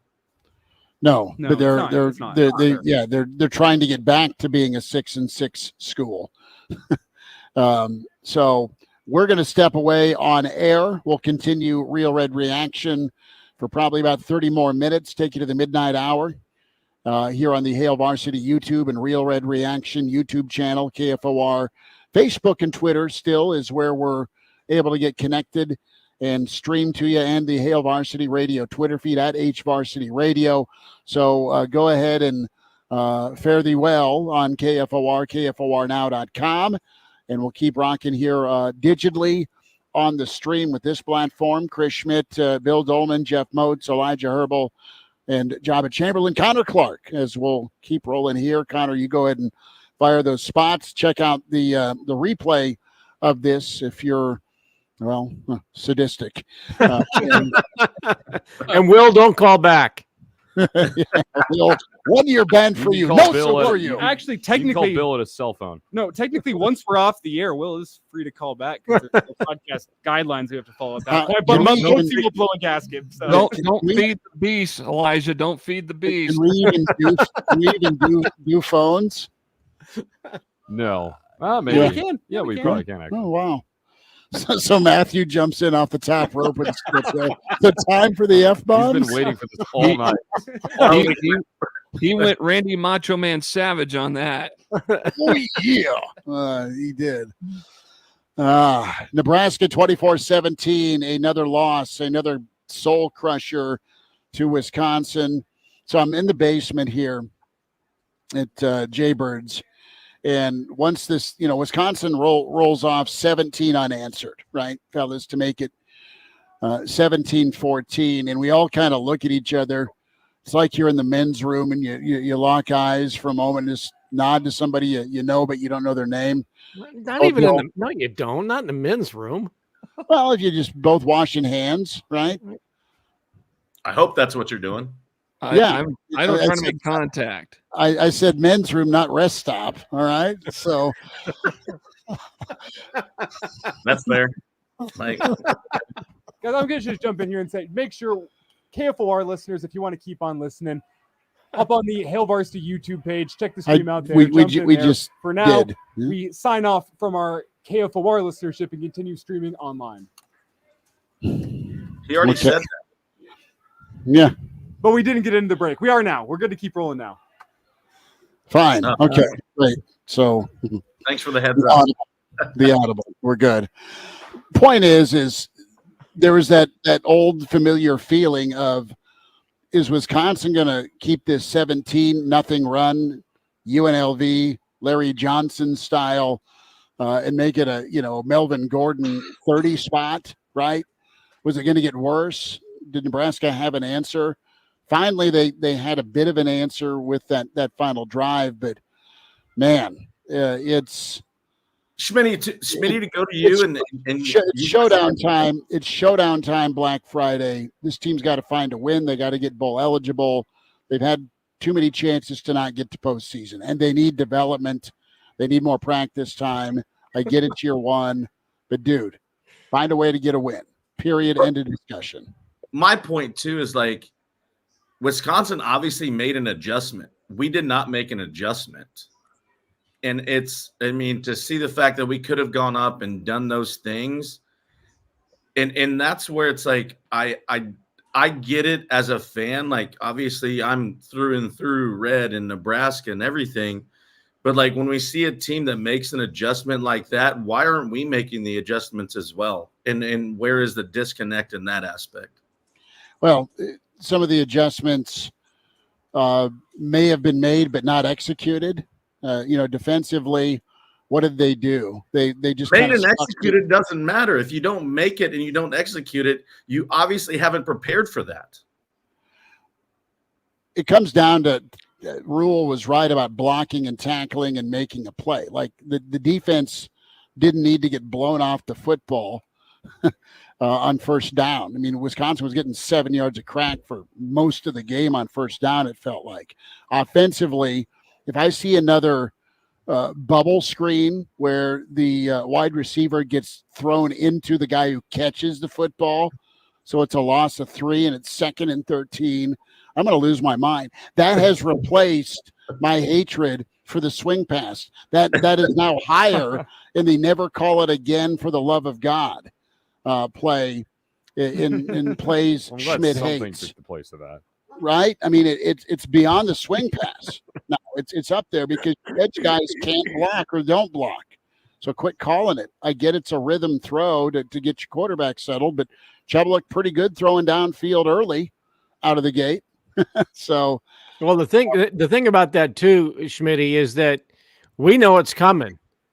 You see Nebraska line up. You know, he's going to block. Right. It's like it goes back to the Solich Jamal Lord, days. 3rd down and 8 quarterback draw. 3rd down 8 quarterback draw. It was just a given. And then you see Nebraska line up. You know, I'm not a defensive coordinator, but I know exactly what's coming, and I'm sure they do too. And then when I saw that pass to Grant that was going to go be a pass back to Purdy, knew exactly what was coming, but it's a tell. I want to get into this comment here from Anonymous here for just a second, because this stat is incredible.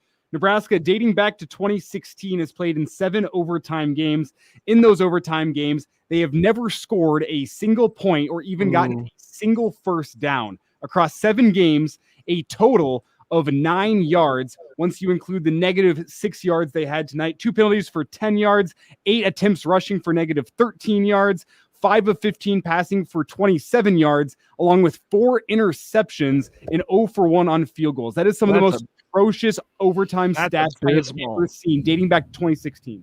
That's a. By the way, Anonymous is terrible. Like, put your name on that. Like, you did some research. Like, Anonymous is a fantastic contributor. That's his middle name.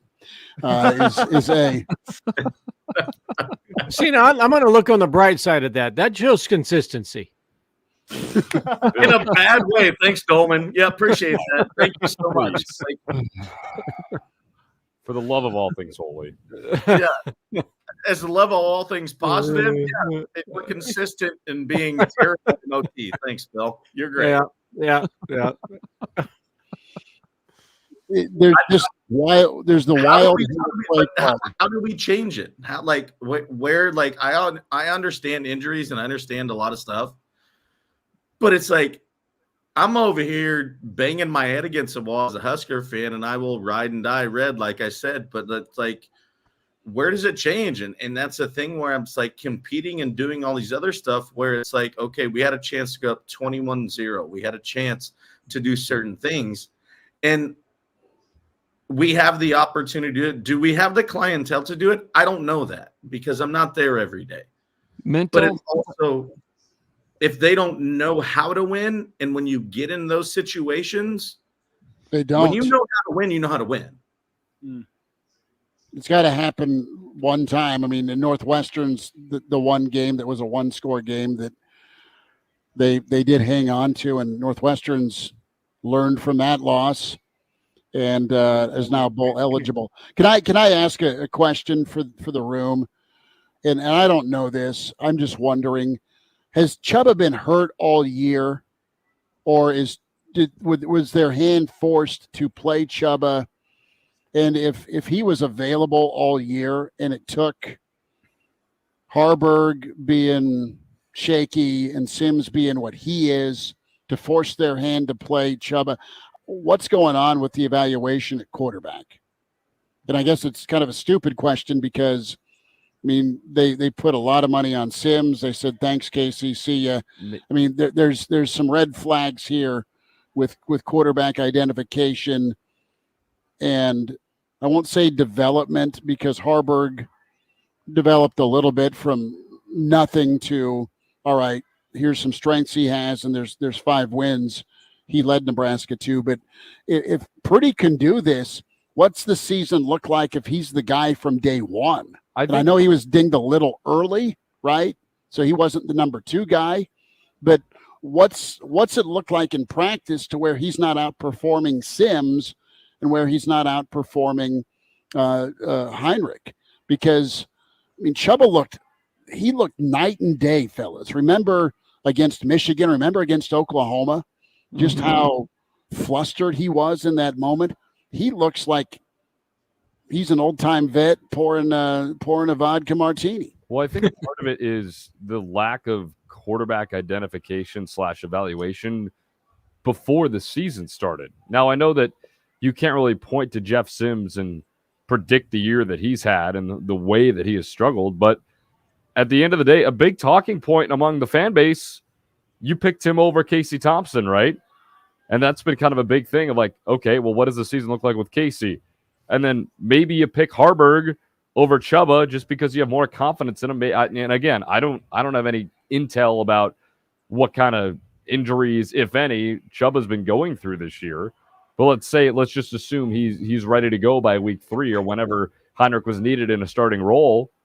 Maybe you just pick Heinrich because of either A, the way Chuba's looked in practice, or B, the way he's performed in games previously. I don't know. Yeah, you had that groin thing that needed surgery, so that's a red flag too. Can we run him out there? But he looked great. He looked great running. He looked great throwing when he had time. Thank you, Ken E, for the $5 chip in. We've made quite a bit of money to buy pay for some drinks at the bar after the final post game show. Actually, no, not now. Actually, my favorite comment, though, also chipping in, Arizona Husker, saying it finally happened. Not a gummy to be found in Arizona tonight for Arizona Husker. They were taken. I find that hard to believe. They were taken at halftime and just devoured like they're just regular gummy bears. Hey, Arizona Husker, cross that northern border to the northeast. You'll find all you need right there. Don't let it go to Durango. Swallow a balloon. Right. Hey, Connor, to your point, do you think that affects to the aspect of knowing from day one who your guy is and you're going to ride or die on that? And we've obviously had to bounce around and injuries happen. Yeah.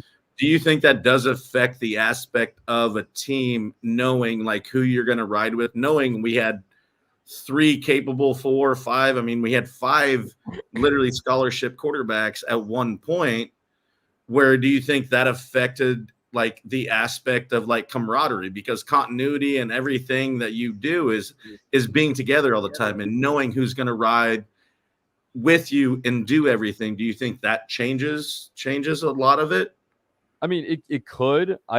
Obviously you don't predict Jeff to turn the ball over as many times as he has or get injured. I mean, that's obviously something that you can't really predict, especially the injury part. But I mean, that could have something to do with that. It's just like I don't want to say indecisiveness because they had their guy chosen and some things have just come along, bumps along the road. But they settled for him. Yeah, I think that's a really good way to put it, Schmitty. I mean, again, I go back to the earlier point. I mean, this could be quarterback evaluation prior to this year, dating back to spring. I mean, it's hard to kind of put a perfect statement on it, but it just seems like it's a little puzzling of like, okay, we're going to go with Sims. We kind of know what his background is with turnovers, but we like his intangibles. We like his physical attributes. Maybe we can coach him out of that. He gets hurt, plus turning the ball over a gajillion times in the first 2 games. And then you kind of have the same issue with Heinrich. So I don't know. It's a good question, Jaba. I couldn't really give you a concrete answer to that. I would like to know what the conversation was like between Rhule when he first got hired and Casey Thompson and what shook down. Was it just a different philosophy on things? Charles talked to us, and you're going to have to compete for the job was pretty much the. Oh, it was a little more direct than that. It was Matt Rhule essentially told Casey after spring football, you're going to have to compete for this job. And if I was going into my senior year, I would transfer to make sure I had playing time, assuming you want a professional career after this. Was essentially what Matt Rhule said to Casey. That's according to Casey's dad. Ken chimes in. Rhule did. That does jar something for me. It's kind of blurring together this 2023 season. As someone earlier in the chat said, 2023 is Nebraska's the official get right team for everybody. Great. We're slump busters. So we are. We're the 2 that looks like a 10 at last call. Is That's what it looks like. But around game 4, I was going to word it different, Schmitty, but good job. The quarterback situation. We've all talked about the Casey Thompson and the Jeff Sims thing. Now, I when I look at Sims, and I'm going to believe Matt Rhule at what he said that those single digit numbers were voted on by the players. Okay. So I can't imagine, unless they felt, well, this is coach's guy, so we're going to vote and that he's going to get one. But by all accounts, he came in here and was a very good teammate and worked hard and showed leadership. And so he did fit the part of being a starting quarterback, and the players believed in him.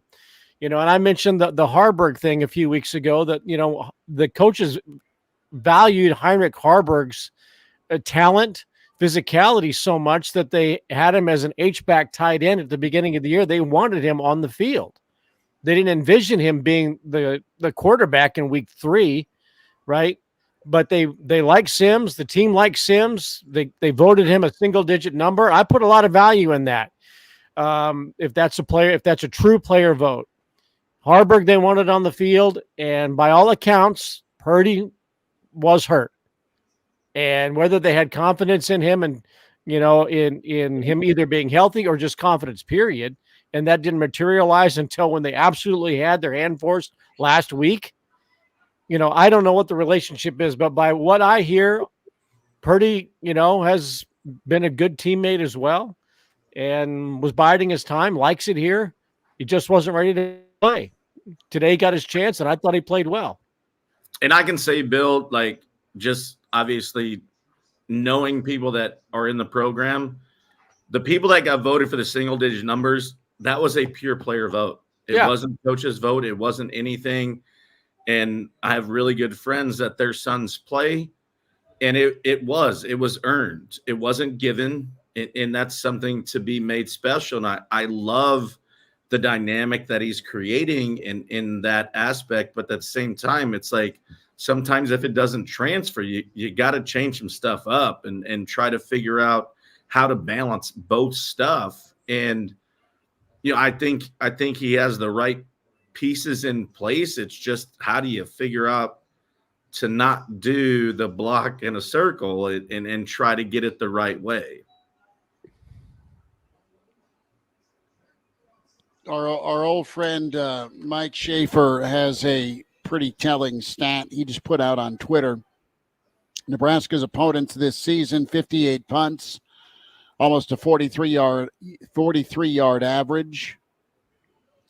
24 punts inside the 20, 5 touchbacks, 21 punts of more than 50 yards. That's what Nebraska's dealt with in their special teams side of things. Nebraska, 50 punts this year, a 40-yard average, 18 punts inside the 21 touchback, 6 punts for more than 50 yards. So just 6 punts of 50 yards or more. And in games like this, and games against Maryland, games against Michigan State, the last 3 weeks, when Nebraska's defense has given up a drive or two, it's been a shorter field. You've had just a handful of teams all year long go 75-plus guys. And that's not all on the punter. I mean, you have to look at turnovers as well with that factor. Like, Buschini hasn't been a perfect punter by any means, but I don't think he's the reason why Nebraska has lost football games, right? He's not helped. But some of those, the inefficiencies in punting, you got to go deeper into the numbers as to when those bad punts occur. I mean, that's part of it. And I think tonight we saw instances where there were bad punts at bad times. Yeah, that's true. And sometimes you might uncork a 60-yarder when that Nebraska's not been up too often. But I think there was one where he had about a 60-some yarder and Lincoln into the wind. It was pretty spectacular to watch. But was it something that was a difference maker or something that caused the game to turn? But I think a lot of times when Nebraska's needed a big punt, they've had one that has been 18 yards or a shank or 35 yards or something like that, and it hasn't flipped the field like it's needed to. And there's an efficiency in punting that's probably deep in the analytics books, that I'm not sure that he has been the most efficient and effective punter at the right times this season, given, his promise. And I thought he was pretty good last year, but the timing of the good punts hasn't been there. I mean, but do you give him any points back in that category though for the I think it's 4 touchdown saving tackles he's made this season on punts. He made one today. I was going to say, there was one tonight I saw. Didn't he down one of his own kicks? That was the Bellata ball. Yeah. He literally downed one of his own punts. And one step back. Motzi, at the same time, I saw you shaking your head when it was talking about that. Like, when that was being said, like, what do you feel about that? About the punting? Yeah, about like the special teams in that aspect and how it changes the game, or does it change the game? I think it totally makes a difference. I mean, you got to have a good kicker, obviously, if you want to, hit field goals at crucial times. And obviously with Buschini's punting situation in the last several games, it hasn't helped matters. And I think, was it Elijah that pointed out, or was it Bill that said that he was a little bit better than he was a year ago versus what he's been here in the last 3 games? I really think the special teams game is a big difference maker. And if you don't have, again, consistency there, you're going to be running into problems. I mean, you should be able to flip the field and not shank punts. Now, I know there's going to be off nights for guys, but you should be able to be a little bit more consistent trying to flip the field and try to put the ball well inside the 20-yard line if possible. And whenever I think about this as a whole, I know it's not the end of the show just yet, but it kind of feels like my final point for the night of Nebraska lost this game tonight, not because of major issues. There's a whole bunch of little things. A punt that gets caught up in the wind and bounces back towards you and sets up Wisconsin on a short field. It's your offense not being able to pick up 4th and 1. It's your head coach letting 10 too many seconds run off the clock at the end of the game. You don't get enough chances at the end zone. It's your defense not being able to make a tackle, and Mordecai squirts free and picks up a first down and continues the drive. Or you stand up the running back at the 3-yard line in overtime, and the entire offensive line pushes forward for 3 more yards in the end zone. A lot of little things went wrong for Nebraska that led to the loss tonight. And that's kind of my story of the game is Nebraska and Wisconsin were pretty evenly matched, but Wisconsin won the battles in the little things that got them the win tonight. Do you think we got outcoached, though? Did we get outcoached? I think so. I do. Yes. I do. Yeah, totally. That check mark goes to Fickle. I was watching a little bit of his post game and his kind of hallway radio interview, and he said his guys showed him a lot, and for them to kind of power forward when it was 14-0. I mean, that's the situation, man. It was across the board too. It was. I think Fickle outcoached Rhule. Yep. I think that Phil Longo outcoached Tony White. Yeah. And I think that Tressel outcoached Marcus Satterfield. Across the board, I think Nebraska got outcoached. That might be the first thing that we have all in unison agreed upon with that game tonight. When they decided to go tempo in the first half, and I think Nebraska was up 14-0, and that was after the failed 4th down attempt, and maybe more so in the second quarter than the first. But they started going tempo, and that. And Bill, that was Nebraska's defense looked worn down then. Bill, that was a 4th and 1, right? Yeah. But the Nebraska's defense in the latter stages of the first half started to look like it was wearing down, probably more so than at any time, maybe in a game this season. And that I think that carried over into the fourth, the third and the fourth quarter. Real quick on the defense. I was talking to Vers about this, and Nebraska's defense has been on the field when it comes to snaps. It's the equivalent of now going into game 15 on Black Friday.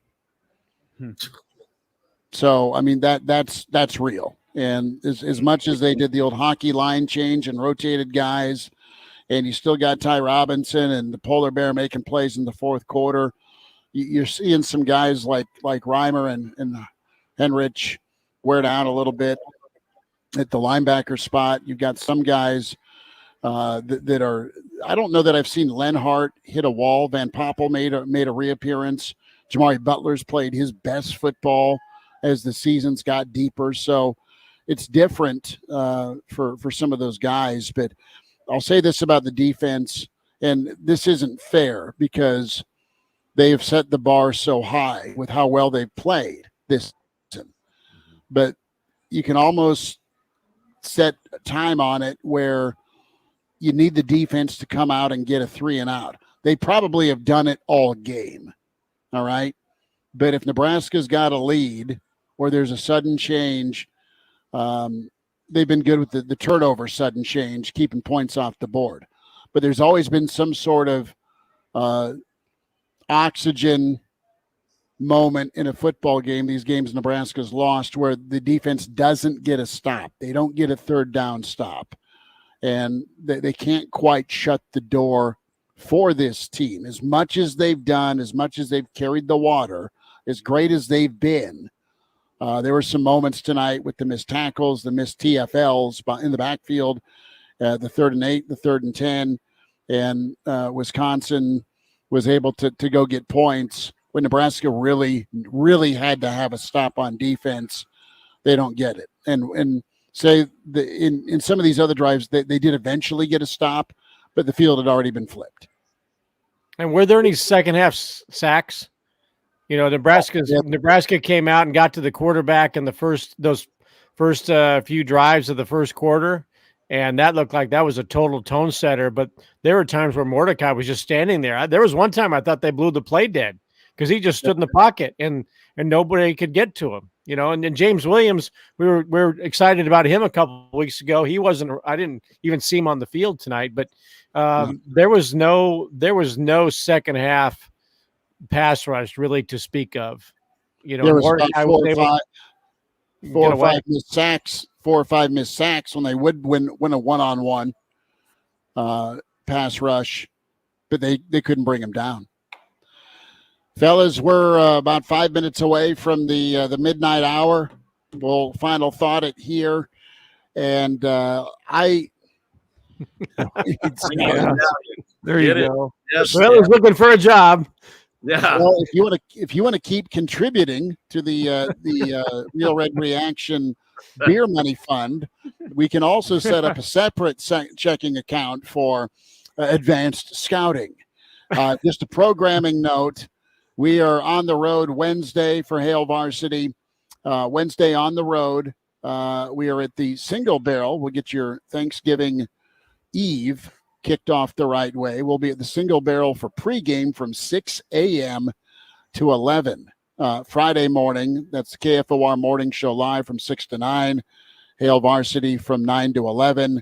And then off to the Black Friday showdown between Iowa. And then at the bar at 16th and P with Seth and Greg and the crew at Lazari's / the bar. We'll be there for Nebraska, Iowa. So I am not feeling good. I picked Nebraska to win 13-9.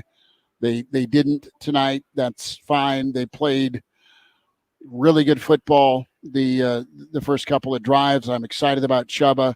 I just think they may be out of gas with Iowa. As bad as Iowa's offense is, I think Iowa's got an injection of life with that comeback win against Illinois tonight.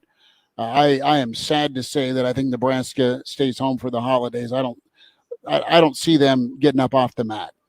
God love them if they do to get to 6-6, but they've had so many tries the last several weeks, guys, to get to that 6th win. I think it's going to be too tough to take on Black Friday, and then Nebraska fans will truly, truly need a hug and a therapist and Cousin Eddie to spike the eggnog this holiday season. Don't disagree, by the way. Don't disagree.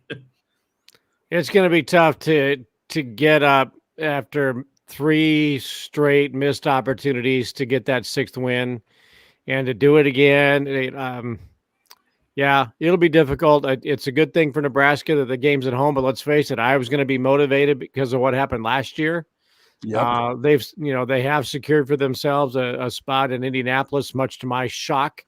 The public flogging at Indy, and let's face it, they've got a pretty decent punter that can change the game if he's got to, but he's already declared for the NFL after this season. Yeah. So I think it'll be difficult, but I think the fortunate thing for Nebraska is that the game is at home. I think they found a quarterback. If Purdy comes out of that game healthy and isn't sore, then I think he gives them the best chance of the quarterbacks in the stable right now. I think Emmett Johnson's great. I think that defense has one last gasp in it because they're going against an offense that's not as good as what they faced today. I don't think anyway. And on that note, the Nebraska women's soccer team gets a chance to go to the Elite Eight tomorrow. The Nebraska women's volleyball team has won to share the Big 12 title. So that's one way to end the weekend on a decent note. Mozi, what do you say, bud? I said See this. See you at Arnold's in about 15. Next Saturday, we'll meet you at Arnold's.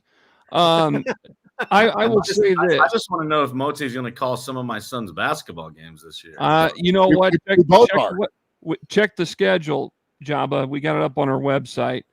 I will admit when I'm wrong.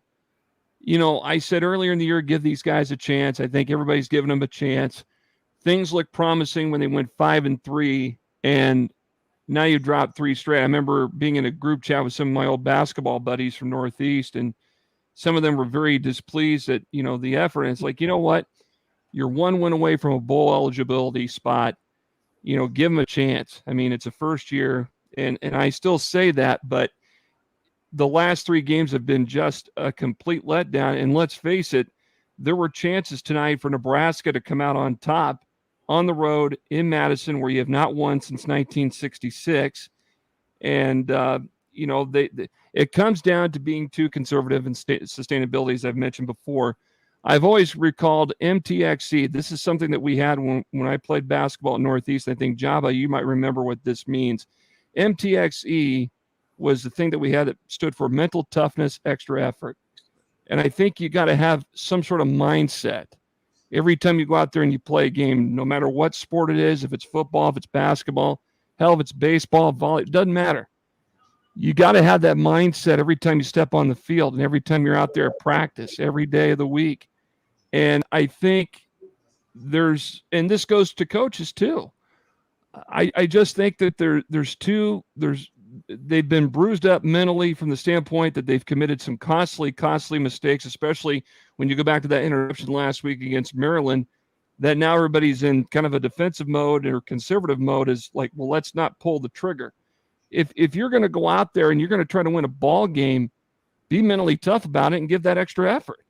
I think that's been primarily the big problem for a lot of times this season for Nebraska, especially in games where they've had chances to win with, Maryland last week and even tonight against Wisconsin, where they've come up short that way. And if you have a tough mental approach to things, both as coaches and players, and you guys can be cohesive, you're going to be victorious. I think you're going to be successful. When you go into this game against Iowa on Friday afternoon, just go play your game. If you don't get your bowl eligibility or your bowl bid after Friday, then let's look ahead to next year. Let's regroup. Let's try to get some new personnel in that can get the job done, especially at the quarterback spot. If you're not confident in your quarterbacks right now, I think Jaba Purdy out of the 3 right now the last few weeks has demonstrated he's capable of running that offense. And I thought he did a terrific job tonight. But if you're looking to regroup, and at that spot, maybe a few other positions for next year, then, get to work out on that right after the game on Friday. Go out with Dion. What was that? Go out and hit the recruiting trail with Dion. Oh boy. Yeah, that ended well. Yeah. I don't know. This Friday is, as Schmitty said, to me, it's not looking that great. But at the same time, you have a 60-minute window at home to try and kick down this door again. I mean, you have one last opportunity, not only for this season, but for the guys who have been in this program for 5 years, who have been trying to get to that point for a very, very long time. And even if it doesn't look good right now, I think it'd be hard to say that at least the older guys on that team aren't going to lay every single thing out onto that field next Friday. It's going to be tough. Iowa's defense is great. Their offense is not so great. Let's see how this defense can maybe capitalize against Iowa after they're coming in with some swagger after a comeback win against Illinois, as you said, Schmitty. And I mean, it'll be interesting to see. It's kind of weird. hopefully this isn't the last game of my college career, and since it is the last home game of my college career, so hopefully they can extend that. But if not, you can always go to grad school. I could sell insurance to go to grad school. As Bill is and by the way, thanks for making us all feel extra old at this point. You're very welcome. I'm very good at doing that. But on a positive note, as Bill said, soccer's crushing it. Volleyball's crushing it. And I know it's the Big 10, not the Big 12. God. And basketball, 21-point win this afternoon against Oregon State. Had to throw that in there. You know I'm a hoops guy, but should be interesting this Friday. Hopefully they get it done. I'll get out on this. You're going to say Big 8, Bill. I was hoping you were going to say Big 8. Missouri Valley.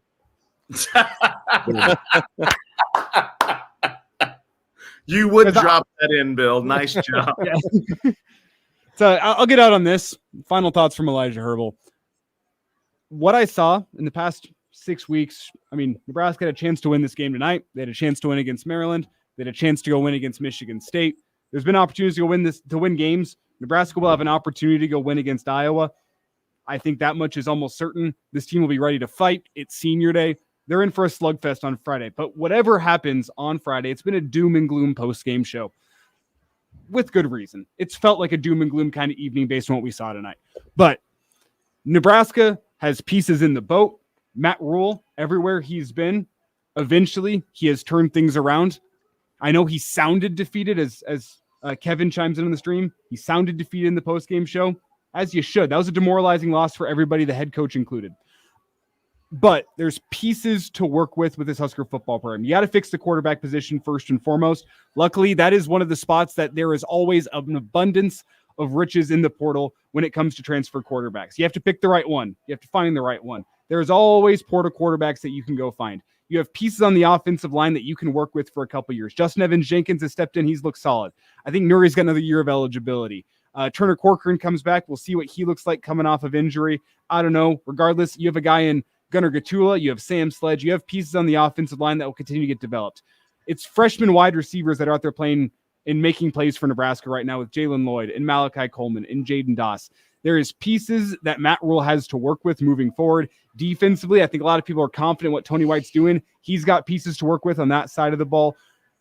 Despite what the result was tonight, this Husker football team is moving in an upward trajectory. Regardless of what happens on Friday, I think Nebraska gives Iowa a hell of a game on Friday. I'm not guaranteeing a win. It'll be fun. Maybe it's going to be a demoralizing post-game show. Maybe we're talking about Nebraska playing in Detroit. Who knows what we'll be talking about on Friday? The oil change bowl. But what I know is Nebraska has pieces to work with. Matt Rhule is coaching them up. Maybe it takes an offseason. Maybe Nebraska gets Iowa. Who knows? But I am not all on the doom and gloom for Matt Rhule. He doesn't know how to fix things around here. He's got some pieces. He's bringing in more pieces. You got to give him the time to get things right. It's been the worst 5-year stretch of Husker football in history. That is a low hole you are trying to dig yourself out of. And he's not going to Texas A&M. What was that, Jeff? Are you sure about that, Elijah? I mean, there was a period in the 40s and 50s. There was a big stretch where Nebraska football was not up to par at all. That was before Husker football was Husker football. It doesn't count. Doesn't count. They were the history. It starts with Bob Devaney. That's when Husker football history okay. starts with Bob Devaney. But there's a low hole that Matt Rhule is trying to build out of. I think there's still hope for the future despite what we saw last night. We'll see if it translates to Friday. If it doesn't, it's going to be a long off season, but we'll have plenty to talk about. But I also think, too, Elijah, to your point of what it is, I also think it's a mindset in every individual that plays. It can't be Matt Rhule doing everything. It can't be Satterfield. It can't be anybody doing that. Those boys have to sit together as young men and be like, to believe what you want to do and get to where you want to do.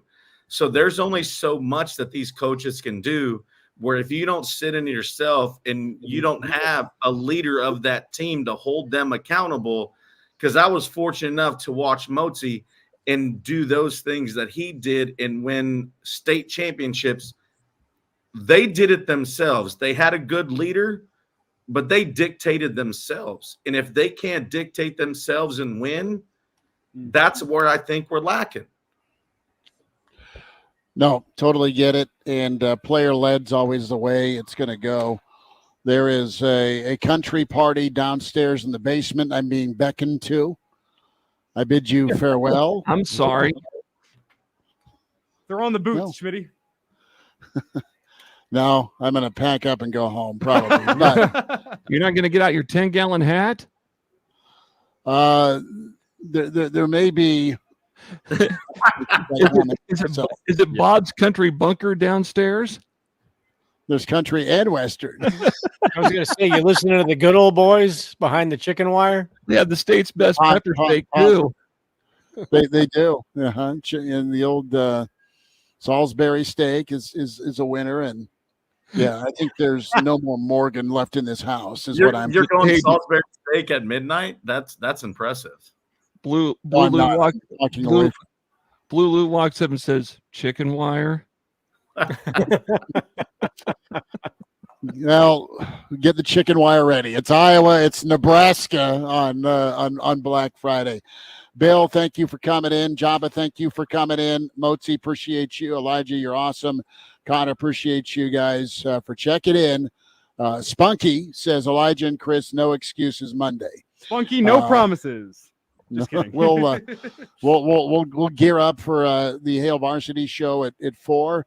The Average Joe Sports Show will have a pod Monday, and then of course we'll do a triple play pod at some point next week with Jaba Chamberlain. So subscribe to all and enjoy. Big thanks to Lazares. And you buried the lead. You buried the lead. That is 3 different awesome shows you can all check out for your Thanksgiving commute next week as you make the trip to Iowa City or over to visit the in-laws. Why are we going to Iowa City? I'm doing it tomorrow, so I won't. I'm just kidding. Good point. Nebraska is playing in Lincoln next week. My point still stands. And at the same time, you guys are all white. I'm Native American. I don't celebrate Thanksgiving, so we'll just leave it at that. Okay. Buzzkill. Wow. Well, go to Lazares and have a great pizza. Yes, enjoy that. Appreciate it. What a way to end the show. Yeah. By the way, you bastards.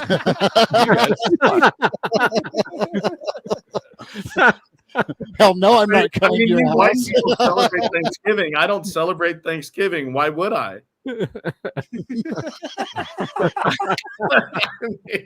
But at the same time, it's Native Heritage Month, so I guess I'll just enjoy it, right? That's so good. You white people, it's awesome. Yeah. Glad to know you guys. I'm so glad it's happened. No, I will not bring a side dish to your house on Thursday. I have Friendsgiving. I don't have Thanksgiving. You can take that side dish and shove it. I didn't know that was going to end this way, but that's freaking fantastic. So good. So good. By the way, I'm so glad you guys gave me that opportunity. Thank you guys so much. Jaba, thanks for hopping on. Thanks, yeah. Yeah, thanks for talking about Thanksgiving, guys. Appreciate it. Get the basketball game. Real Red Reaction. Watch. We'll go to the Hail Varsity YouTube channel, the Real Red Reaction YouTube channel, Hail Varsity Radio, Twitter at HVarsity Radio, KFOR Facebook, KFOR Twitter. Catch us on all of these platforms and also over the air, KFOR, KFORnow.com for pre and post game on Black Friday. We'll be back at you next time. Thanks.